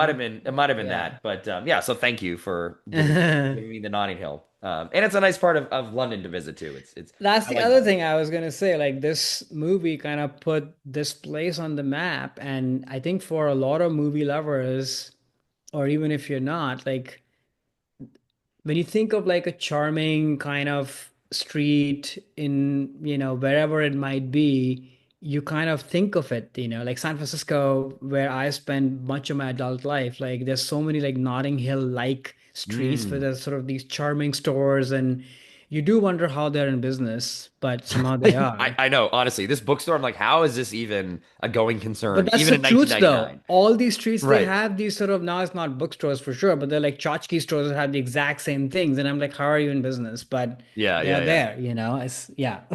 Yeah, But it's it the was details, like the people, like the other guy who works at the bookstore, like the friends of Hughes. I mean, it's so important for like a rom-com to work. I've said this before on the podcast, that the world of other people almost matters equally to the leads, right, because you right, have right. to believe in this world. And then when they all band together to go find her, which is another Oh, classic rom-com trope, but I love it because you like these people getting together and doing it activates all these people, like his sister who's so odd from Vicar of Dibley. I love that girl. oh, right, right. Yeah, I love that. She's so great, so you want these people to come together. So yeah, I will say in the last watch, now that I've watched it many times, but in the last few watches, I found this movie to be a little slow. Oh, really? Okay. Maybe because I've seen it too many times. I never Oh, I felt that see. before, but now I Yeah, sort okay. of feel like it's a little slow, and I'm like, okay, let's just, Get up that hill faster. Let's climb up exactly, that Notting Hill. We got to go up the hill. exactly. Well, that was my Okay. masterpiece. I think you're bringing another movie we talked about before as well to the table. What is your masterpiece for Julia? Yeah, so I have Erin Brockovich, another, Julia Pantheon from 2000s, directed by Steven Soderbergh, starring Julia, of course, Albert Finney, David Brisbane, Aaron Eckhart, quick logline, a flamboyant law firm secretary works tirelessly to gain justice for all small town wrecked by a utility company's pollution. So I mean, this was, like I said, it was a toss up between this and My Best Friend's Wedding in terms Hmm. of Julia's masterpiece, but I ended up going with this because I think this movie and this character and this kind of portrayal of hers kind of captures the charm and delight of Julia, but it also uses the feistiness and kind of dials it up to a whole other level where there's actual anger and rage that you see. Hmm. Um, but it's all put towards a greater good, which is fun to see, I think, because often, like we talked earlier, you're seeing those two sides of her, but they're usually in service of her own character. Like she's, looking for the guy or whatever. Right. And in this case, it might start that way because she needs a job and her life is sort of a mess and what have you, but then it becomes a much bigger thing for her, going on this journey and meeting these people who are suffering from the aftermath of, the stuff that's happened and such. So she kind of really makes it her cause. And she's a no bullshit person, wouldn't stand for it, wouldn't take it, but also knows her power really well and Hmm. uses it in ways which, are bigger than her. And I think this movie figures out how to use Julia's star power in all the right ways, like it's a perfect match. And I would be remiss and then say that this is one of my favorite Oscar wins because oftentimes people end up winning for stuff that, they shouldn't have won and da, da, Right. da. But Hmm. I think this win kind of meets this person in the right time, the right movie, a movie that uses her in the best way, but is also a full performance and a transformation. It's not just her being Julia. There's like actual acting happening here. So it's great. And then she delivers one of the best Oscar acceptance speeches, Oh. of all time and looks great. And so it's a great sort of Cinderella moment, I think, in her career. So that's why this is my masterpiece. Yeah, this is, I think, I was thinking about also doing this one too. 'Cause, I think this is a great use of her, like her movie star persona to play a role where, like you said, it's that the stuff that usually to me like rubs me the wrong way when I see like my best friend's wedding or something of like that very forward sort of like short with people, kind of a little bit, self-centered or Pushy. whatever, pushy, right? In this, it's the character, and that is who Erin Brockovich was. She was someone who also like looked really good and dressed a certain way and used her leaned into her looks to get what she wants, and that's why it's important to have someone like Julia who has that radiates that movie star persona in the same way that Erin sort of like created her own in her own world to try to, get what she was trying to get at, which is go after these companies for poisoning these people. So it's like the perfect kind of marriage of Julia Roberts' persona with a character who that is kind of Erin Brockovich kind of anyway. So they Hmm. didn't have to it wasn't like she was completely transforming into someone that it was, using completely nothing like her what her she's good at. It's like everything that she's good at is why she's so great in this movie and why the movie works. Like the movie wouldn't work if you don't have a person who Nobody plays else can Aaron play this perfectly. role, I And think. right, exactly, especially at this time, like this is tailor made almost for Julia Roberts. The movie's kind of built around her. She's I mean, there's a lot of things going on. Like Albert Finney's great in it, Aaron Eckhart's good in it. Soderbergh I think does a pretty decent job of kind of actually kind of getting out of the way. Like I love Soderbergh a lot, Right. and he is sometimes very showy in the kind of things he can do. And this, I think, it's very muted. He's more doing a paint, not in a negative way. I say this, but like a paint by numbers. Like I'm just gonna like let Julia It's a Roberts do character what she does. piece and Right. it's So a I procedural, and exactly. he It's a gets out of the procedural character way. piece. Exactly. He doesn't let himself kind of get in the way of it a little bit. But it is like it lives or dies by her, and I think she's the reason why this movie works in the way that it does. And it's yeah, it's beyond it's like great story and a really uplifting of a person who is not even just like a lawyer, like she was nothing at all, and sort of pushes her way into this, and then is able to get all this amazing change done where these people's lives are transformed. These people that the companies that poisoned them got what was coming to them, and it never would have happened if it wasn't for Erin Brockovich pushing for this. Yeah. So I think I like sort of that message of the movie, and yeah, it's a great film. And what I also in this watch too, I was picking up how much they lean into her being like a mom. There's so many Hmm. scenes in this movie where there's dialogue scenes, and she's like talking to Albert Finney about someone with the case or Aaron Eckhart or whatever, and she's like holding her kid, she's like feeding her kid, she's playing with her kid, like a real working mom in that sense. And I, Right. I like how they lean into that part of her character too. Like she can't the kid someone's got to look after it. She doesn't have a husband.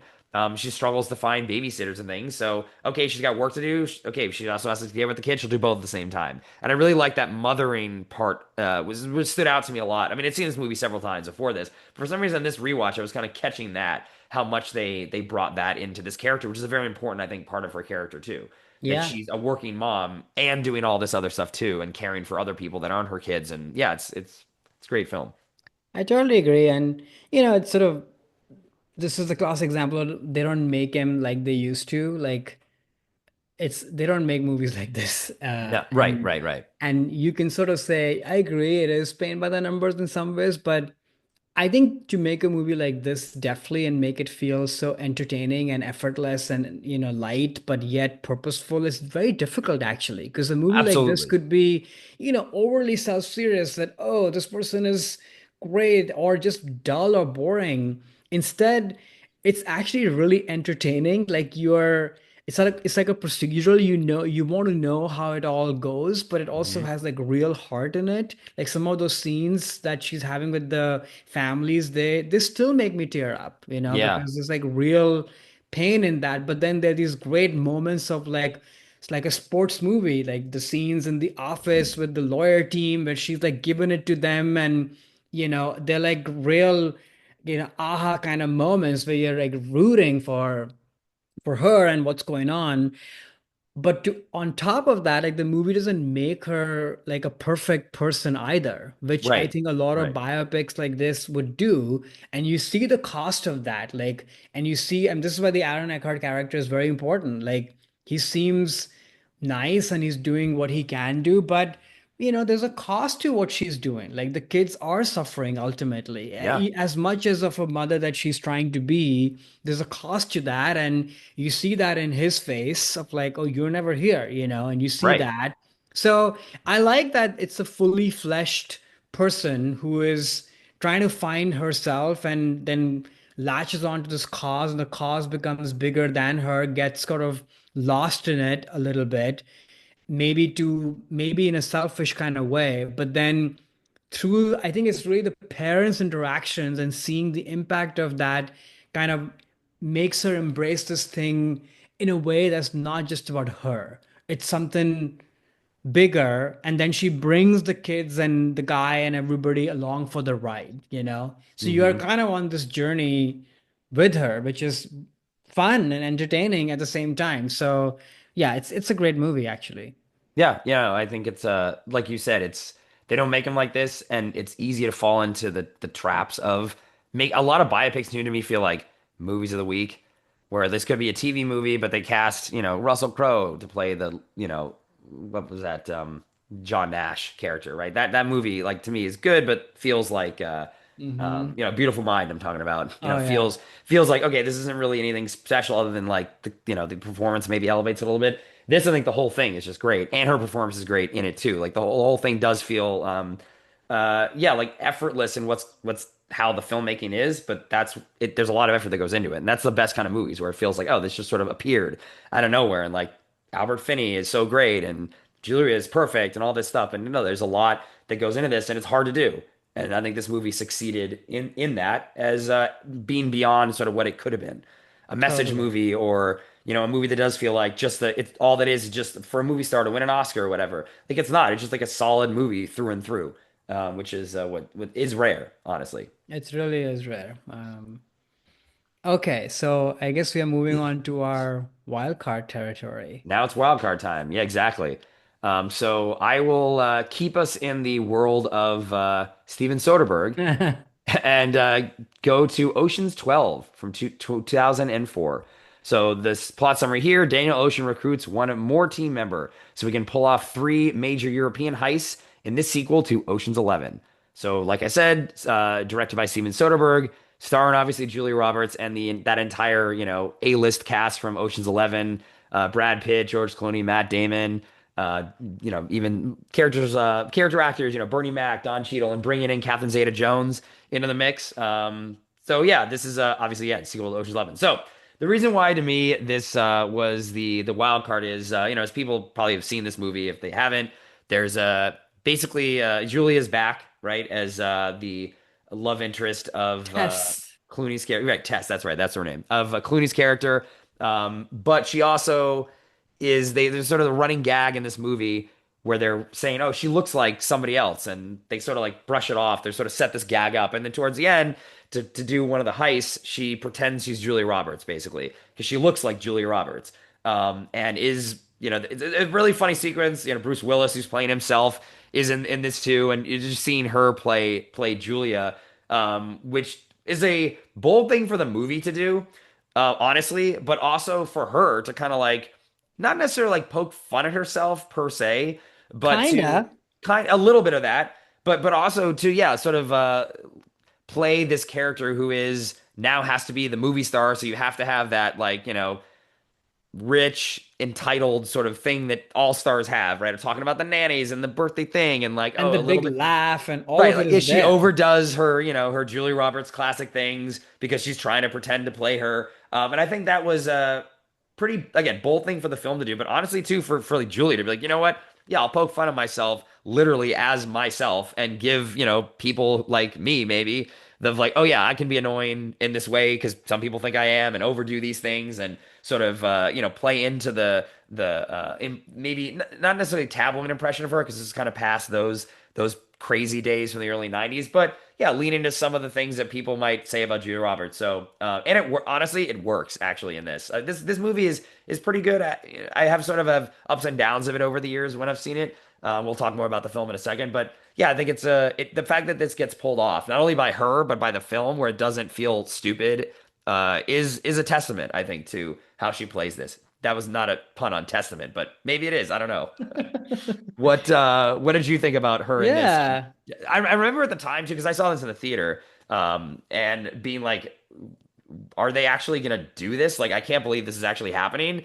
And thinking like this is gonna be stupid and not work, and it actually does work. And I remember when the audience I saw it with too was like loving that. Like there was sort of Yeah. honestly like the movie isn't as well regarded as the other two Ocean's 11 films. Again, we'll talk about the movie, but this sort of turn of her playing Julia was talked about. Even though some people were like, "Oh, I didn't like this," but that was really funny and that really worked. So it's crazy they pulled this off. So well, yeah. When did you first see this movie, and what was your impression of that?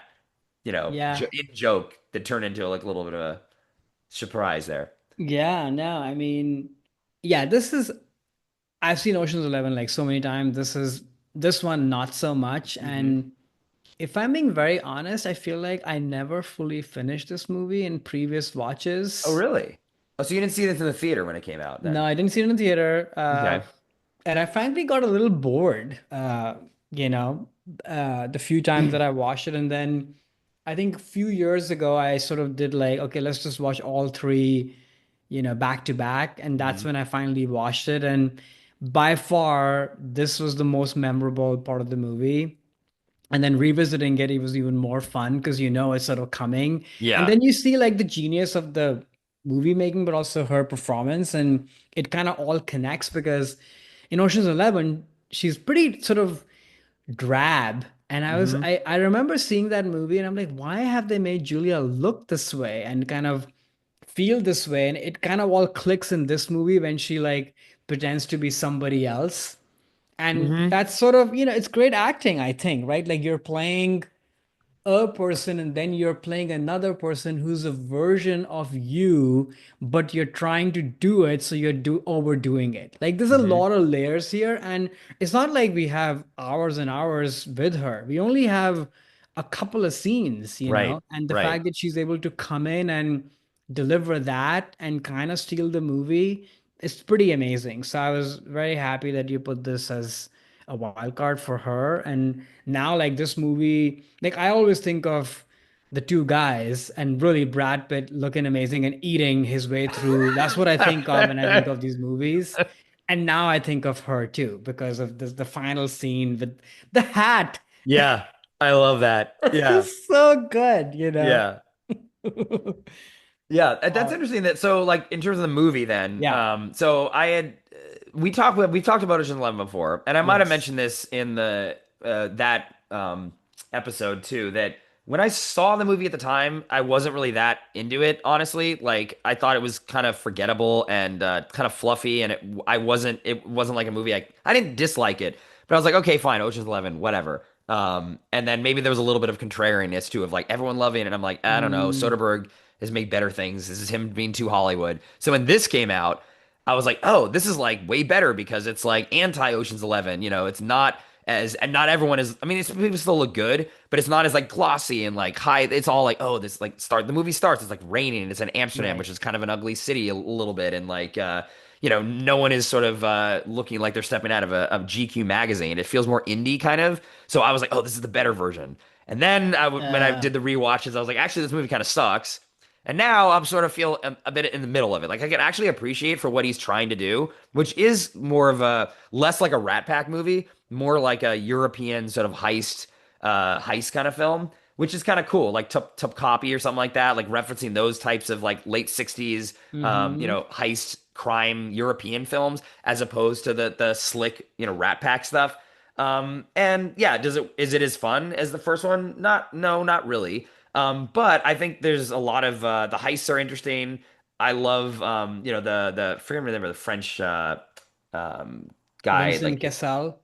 yeah, but like the name of his character, Oh, like I the forget too. Yeah. the ghost or He's whatever they call him. very good He's in it. he's very very funny. I love the sequence when he's like dancing through the lasers. It's so great. Um, so yeah, like is and again the Julia Roberts thing still lands for me like every time. So I've sort of come around to like I really like this movie, then I really didn't like this movie. Now I'm like, yeah, it's not bad. It's an interesting kind of like zag in the Ocean's movies because 13 kind of goes back to the formula. And that's my kind of like my favorite one. I think actually that movie's amazing. I think 13. I really like Ocean's 13 a lot. Even though the first one obviously is a classic, but yeah. So I've come around to this a bit. Yeah, I had fun on this rewatch. What about you then? As you finally finished it, so what did No, you? I'd finished it before, but I'm actually this time around. I actually liked it a lot. I mean, it's Mhm. hard to match like the first one or the third Right, one, of but course, yeah. I've almost looked at this movie now as its own thing, like you were saying, and maybe even liked it more than you did. I found it really kind of interesting, like not in kind of that, high glossy Right. Vegas thing, but that wouldn't be appropriate because you're in a different place, and it feels like it's shot in very kind of close quarters because Yes. Amsterdam, like European cities, are a lot more Hmm. compact, and you really get that sort of feeling. And only Soderbergh would do this, right? That a movie like this would normally be all spelt out, Right. but this movie is so smart that it it it makes you as an audience do the work to kind of Hmm. figure out what is actually happening. And maybe that's why I would fall asleep earlier because I was like, I'm very tired right now, and this is making me think about a lot of things and it's not giving me enough, and I can't do that right now. Right. Yeah, And it doesn't spoon feed this movie. Unlike not the, at the all. the other two do, and I think that's They what makes do. them so great. That Right. it's like, here, you know what you get, and just Brad Pitt looking hot and Clooney doing this and whatever. This movie you really have to think about, and you kind of like afterwards, like, wait, what exactly happened? There was two heists, and there was like, where's the egg? And Exactly, which yeah. I really enjoyed that this time, Hmm. and some of the heists are even talked about in like flashback. Oh, this is how they actually did the thing with the in the artist's home in the beginning and such. So Yeah, the heists are really cool. It makes you think. I think Catherine Zeta-Jones is amazing. Like she's phenomenal in this. she's Yeah. phenomenal. Like she's at her peak, obviously looks amazing, but like her character and the fact that, she's the daughter of this sort of crime guy. Gosh, Albert who Finney, plays Albert Finney actually. again? Yeah, Exactly. uncredited, Albert Finney in this, where he like So you don't see great. him for a long time, and then it's like, oh, yeah, he plays the famous like old retired best Right. criminal ever, basically. Right. Who Exactly. yeah, I love that twist that like, oh, she's the daughter, and how it does become a little bit of like a parent-child movie towards the end of them kind of like reconciling and stuff. So I like yeah, that. Yeah. And I like that they give Matt Damon like more to do. Like he's with sort of his the mom, waspy, actually, that was huh? hilarious. With his mom too. Oh, amazing. So funny. So, Yeah. I mean, I love Cherry Jones whenever she shows up, but he's like the waspy, unsure kind of character, and you get to see more of that, which I thought was really great. Hmm. And so, yeah, I thought this movie was really fun, and it's good to kind of watch this movie with the aftermath knowledge of the first one. Like, okay, what happened after, because they Hmm. closed that in style and success. And so, okay, where do we meet these people again? So I like that aspect too. So no, I'm very glad that I finally caught up to this movie, Uh-huh. the way it was supposed to be. Yeah, yeah, I think it's a bit of an underrated now Yeah. in the because people don't really talk about it, and I think people still are like it's the weakest one, which again, it might be, but I think it's a cool entry in that trilogy, and I guess we're getting another one. There's talk of well, I know we had the Ocean's 8 thing, but like an Right. actual Ocean's 14. I just read that Brad Pitt, I think, said, or Damon, one of them said, oh yeah, or maybe it was even Clooney, was like, oh yeah, this is actually like Warner's wants to do this, and it might even be happening. So Right. I'm I'll there for show it. up I'll however show many up. more you want to make, and also I should mention these movies have the best soundtrack. I love the Oh, soundtrack so oh much. yeah. Oh, Always. so good. And I love too in this so this one like David Arnold, who's the composer who did all these Right. movies. But this one there is a bit more like a European flair to it. It Yeah, does yeah, yeah. feel like yeah, like an Italian heist movie or a French, crime French. Yeah, film. yeah, And they yeah, throw in a bunch of instead of like the Frank Sinatra kind of stuff from the two Vegas ones, it is like European songs and yeah. stuff from old movies from Europe, and yeah, the soundtracks are amazing, and the scores. I mean, yeah, David Arnold just like kills it in these things. He does such a good job. So good. Okay, so I guess it's my wild card. Go for it. What do you got? What do I have? I mean, this is not an entire wild card, but to me, it sort of is the transition of a wild card, which is Eat, Pray, Love from 2010, Hmm. starring Julia, of course, Javier Bardem, Richard Jenkins, Viola Davis, Billy Crudup, great cast, directed by Ryan Murphy. A quick logline: a married woman realizes how unhappy her marriage really is, and that her life needs to go in different directions. After a painful divorce, she takes off on a round the world journey to find herself. Also, James Franco, I should mention. Oh yeah, he's really good in this He's actually. really good in it. Yeah. So this was sort of the movie that she made after kind of a hiatus. I think it was a big deal that, oh, Julia's back and such. And it came at a time when this whole like self-discovery thing was like a big thing. Like I'm gonna go and find myself and what are Right. my passions and what have. So this movie is kind of like the poster child of that whole, the book, of course, and Right. The book kind very of started famous it, book. Yeah, basically. Yeah. exactly. But I think for me, when I first watched the movie, talking of Julia specifically, it sort of didn't really land because I was sort of hoping for the Julia magic, Hmm. and there wasn't much of that because I was so used to that and pre-programmed for that. But then over time, as I watched this movie more and more, I kind of think of this movie as like a transition of her entering kind of the next era of her career, kind of playing these roles that are still using, of course, the star power and the persona that she's had, but it's a lot more latent. These are very character driven parts in a movie star vehicle, Yeah, you're obviously. I right, right, right, mean, right. yeah, but they're very character driven parts. And I think this is a person in this movie that your mileage might vary, and a lot has been written about the real Liz Gilbert and sort of Hmm. her life and how it didn't turn out very well. And when I first watched the movie, I remember sort of feeling, because it is Julia and because the time we lived in, that, yeah, leave this and go and find yourself and what have you. And as I've grown older and watched this movie more and more, you start to see, yeah, this person has a lot of flaws and issues, actually. Yes, Billy Crudup's character, which is the inciting incident of the divorce with him, Hmm. is a little bit all over the map and it is a bit childlike, I suppose, that one day this job, one day this passion, but is that enough to break everything? Like, can you actually be here and do the work? And like what you were saying earlier, in a weird way, like the thing that rubbed you the wrong way of Julia's persona being more of a self-centered person, this is actually the most self-centered person if you look at it from one angle, Right, right, right. Absolutely. you Yeah. know. At the same time, I'm also all for the journey she goes on, you know, and you can look at it as a journey of finding the, you know, the true you because you were held back and such, kind of how I looked at it when I was younger. Hmm. And now I looked at it as that, no, you need to go on this journey because you need to work out some issues that you've been carrying. So the movie kind of plays in different ways, but what is consistent is her performance. It's kind of amazing that the performance kind of lends itself to both lenses. You're on the journey with her when you feel for her, but you're on the journey with her even when you're like, you're not okay. You Hmm. need to get some help. And so I think it's a very present, grounded performance, which, you know, could have been really over the top. Like it almost feels like a European movie performance, actually.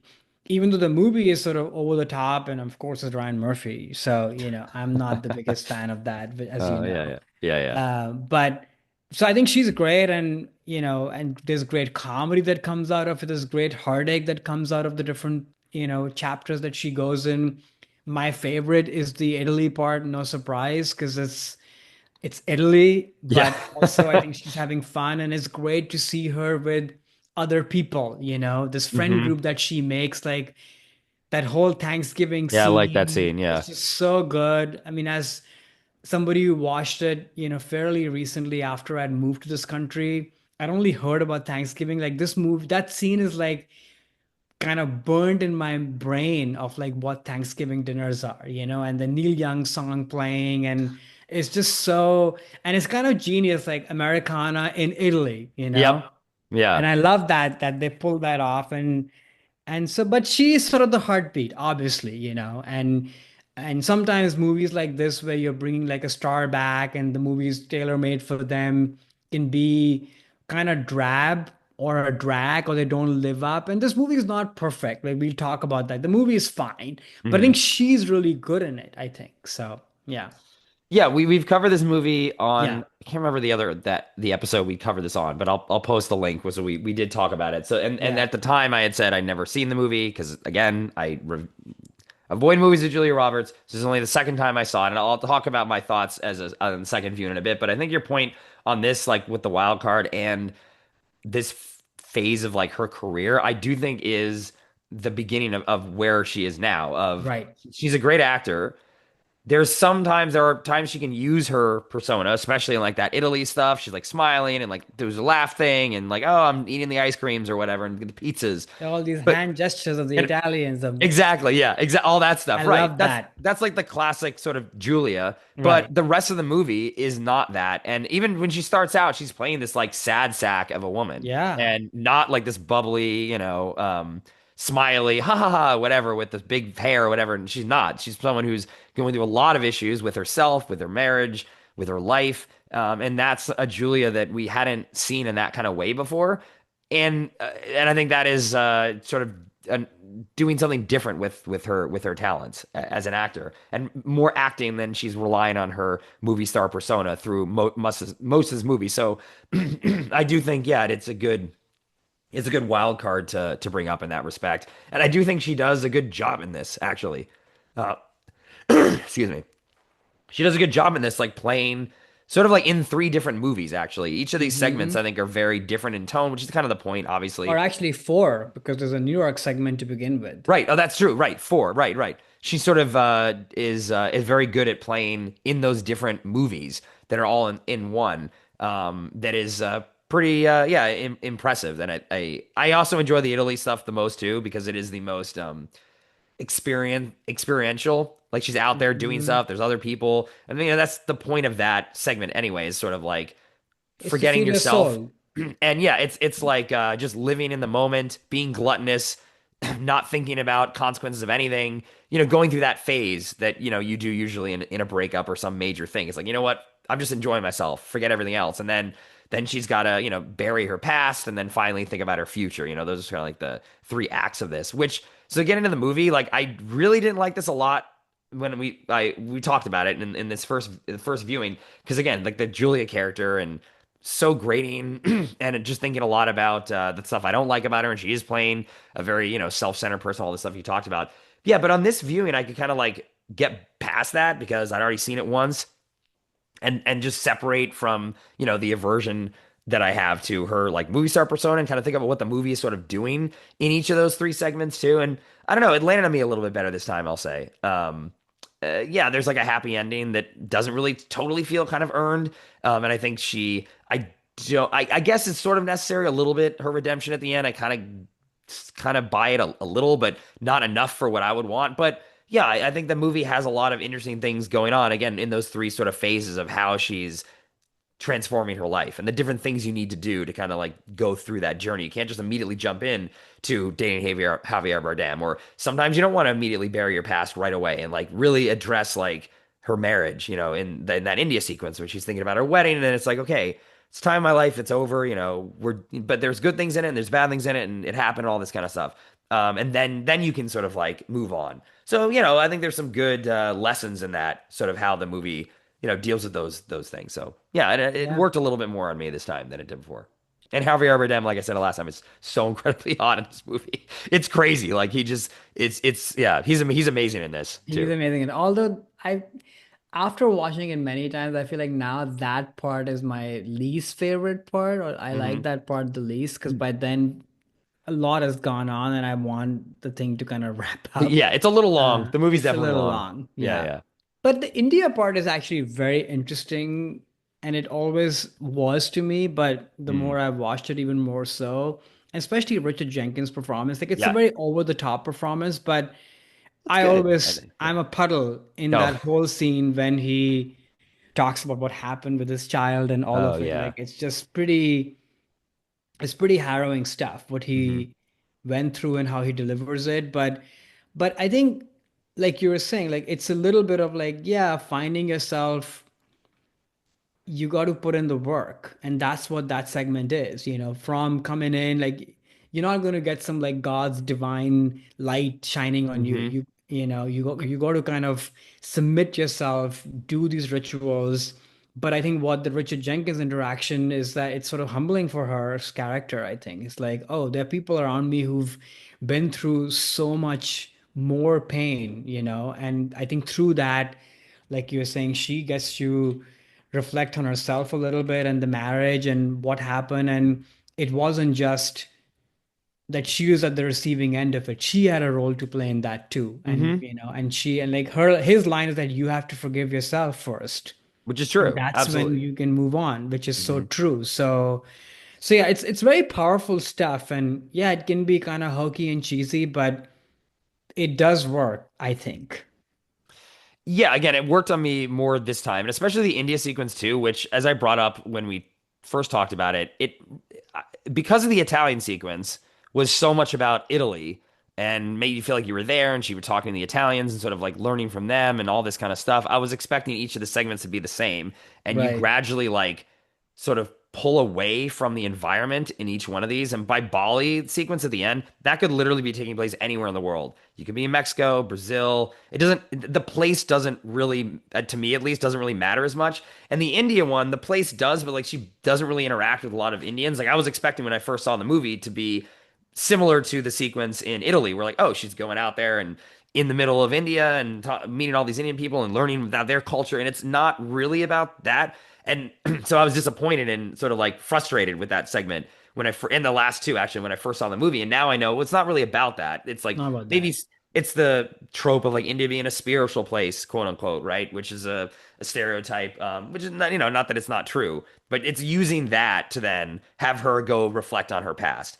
And yeah, she's Exactly. meeting people at this retreat, and they're basically all just a bunch of also white foreigners that are going there to do the same thing, which is fine because that's not what that segment is supposed to be about. So I sort of can understand and appreciate that part more now that I know Totally. what it is than when I was first watching. I was like, this isn't indie at all. There's like 2 minutes in the beginning when she's like driving through the traffic. And I'm like, yeah, Right. that's kind of what it's like Right. when you go there, it's chaos, right, in the cab. And then from that point, it's like, okay, well, she could be at a retreat in Northern California. It's not doesn't have to be India, but that wasn't the point. So, That wasn't a point, yeah. yeah, And I I think don't the know. interaction with the girl who's getting married and Yeah, arranged yeah. marriage, like all that stuff. I mean, that actress is not very good and all of that, the issues there for Mhm, sure. But that's sort of the attempt for her to kind of understand this culture a little mhm, bit. But yeah, no, it's I mean that's what ashrams are. They're very much like a self-reflective mhm. kind of, do the thing, do the rituals sort of kind of thing. Uh, but I think that taxi cab ride is pretty important because it's sort of an assault to your senses after you've had this amazing time in Italy with friends and Mhm. pasta and what have you, and now you're being literally slapped, from Oh yeah. both sides. And it's like, okay, this finding yourself journey is going to be some hard work. Yeah, absolutely. And that my first trip to India too was on a work trip like I don't know 8 or 9 years ago or whatever. And it was that was exactly what it feels like to just be like dropped in this thing. You're like, what the hell is going on? Everything is Right. going on. You're in this cab and this guy like I gotta trust this guy knows what he's doing because like there are no traffic light. It's I was every time or the 2 times I've seen this movie like I saw this too. I was like that actually is exactly what it was like for Yeah. me at least that first experience with India. Yeah. Will I live? Right, right, yeah, exactly, yeah, yeah. But yeah, I think seeing this movie a second time made me like it more. I don't think I'll necessarily on my own maybe go back to watch it a third time, but I think the first time I saw it, I could say I kind of borderline hated the movie, and now I think that is at least gone. So thanks for putting it on again, and I think it's also just a lesson that like. Sometimes you watch a movie a second time and your opinion on it changes a little bit. That happens to me Yeah. all the time. It's usually movies I really don't like. Rarely do I go back to them. But it's a lesson. Yeah, maybe you should give things another try if there's a movie listeners don't like. Yeah, watch it a second time. Maybe you still hate it. Maybe you'll You hate it never more, or know. maybe it's like okay, you kind of get what the movie is doing a little bit more the second time around. So I like watching movies more than once. Yeah, me too. And yeah, I've gone like I liked it more when I first saw it and watched it a lot. And Hmm. then for a while I was like, this is just a hokey movie and just was kind of down on it. And now it's sort of come back a little bit in Hmm. my mind. There are definitely issues with this movie for sure. It's too drawn out and it's lit in a weirdest way. Yeah, Looks yeah. not good. You're in these amazing places. It just looks, yeah, it just looks weird. Hmm. Um, but I think there are like really good moments in it, and then she's great in it, I think. So She is actually, yeah, yeah, she is good, and again, that sort of persona that I don't like of hers works in this movie too, because she is kind of the self-centered, self-important, like not giving her husband any sort of grace at all, and just like this is all about me. I'm not happy, so you're done, right.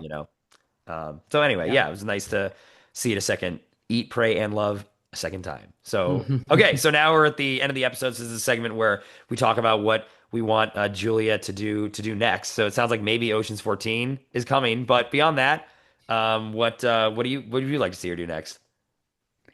This is the hard one, I think, because I kind of feel like what she's doing now with these sort of character parts that allow her to transform, I think she's on the right track. Hmm. Like work with interesting directors, work with other people from like different age groups, and see how her energy like maps with other people. Like I would never think of Andrew Garfield and Julia Roberts in the same movie. I And it's a know. delight to Yeah, it see is. them together, like, and so I want her to do what she's doing, like work with I don't know, the one of the Safdie brothers who's apparently the better one than the other one, like work with someone like that, or but then a part of me is also like the age she is now and the way she looks, especially with the cigarette scene. I kind of want her to be in a Marty movie, like Hmm. work with Scorsese and be like a mob boss of some sort, or like, a powerful, kind of morally questionable kind of person. So I think that could be fun for her too. I mean, she can do really anything, honestly, at this point. Yeah, yeah. I'm feeling the same way of like at her age too. She's she's doing the right things, I think, for an older actor to kind of focus more on these character pieces where sometimes I mean, this movie, it was the After the Hunt, the one were just talking about, is kind of an ensemble, even though obviously she's the main character and she's the biggest star in the movie. But it's a little more of an ensemble, so it's not just the Julia Roberts vehicle anymore. I think she's sort of beyond that, and frankly, like the height of her powers as a star were like movies like My Best Friend's Wedding. Those are Julia Roberts vehicles, and those movies just are definitely not made anymore, and I don't think can come back in that form. I So mean, there she are no star vehicles right now anyway. that too, right? There are no, yeah, it doesn't There's very few exist. people that can actually do that. So, it's not like returning to romantic comedies or whatever would be something that would work or people would want. Although she made one with Clooney a couple of years ago that was pretty decent. They are great in it, and the Oh movie did yeah, pretty well. So, the I was Paradise gonna, one, like yeah, something it's I never saw everybody else that. is not good, but they are great in it, I Oh, it think. was good. It was a good movie. It's fine. Pretty Okay, good. It's okay, better okay. than the Sydney Sweeney, Glenn Powell one, which did well as Oh, I kind of like that was okay. I thought yeah. that movie was okay. Yeah. She's not good, This but is he better. was great in it. Okay, this is better. Okay, interesting. Yeah. So I think I should keep, like you said, kind of keep doing what she's doing, and yeah, I think she's is a very more interesting, honestly, part of her career, especially Right. for me who didn't like her 90s period. So yeah, like Yar's gonna get a good performance, and yeah, I'm not gonna walk away from a movie if I see her face in the poster anymore. I'll say that. That is not happening. So what Well, okay, so that was our coverage of Julia After the Hunt. Folks, make sure you let us know in comments what you thought of that movie, After the Hunt. But yeah, what are we doing next, Karan? Why don't you tell our listeners the next star we're covering, another actor, and then what movie is he in that we're talking about? whoa. Whoa. There is Whoa. no spoon, huh? Yeah. Yeah. So it's Keanu Reeves, another 90s star Yeah, who's still pretty enduring in many ways. So he has a new movie, Good Fortune, with Aziz Ansari. So, and Seth Rogen. So yeah, we'll be covering Keanu. that'll be a lot of fun. Yeah, Keanu's got a very interesting career, and Yep. from a lot of different eras. I think it's pretty unique for what he's has defining performances in different eras that is going to be fun to talk about. And yeah, Keanu will be fun. So that's coming up in 2 weeks. So that episode will be dropping around the 29th of this month. And with that, we will bid you all farewell. I hope you enjoy your discussion today. Be sure to let us know in the comments what you thought on Julie Roberts. Were there some Julie Roberts movies that we didn't cover that you like, or maybe you disagree with us on some of our Julia takes? So we're available here on YouTube as well as on all podcast platforms. So don't forget to subscribe if you haven't already done so. And make sure you rate and review us as well, because that helps new listeners find us and our show. So with that, I will maybe sing us out. So we'll put some Motown song over this, some obnoxious, like, oh my God, thing, and we can just, sing our ways out of this. Uh, But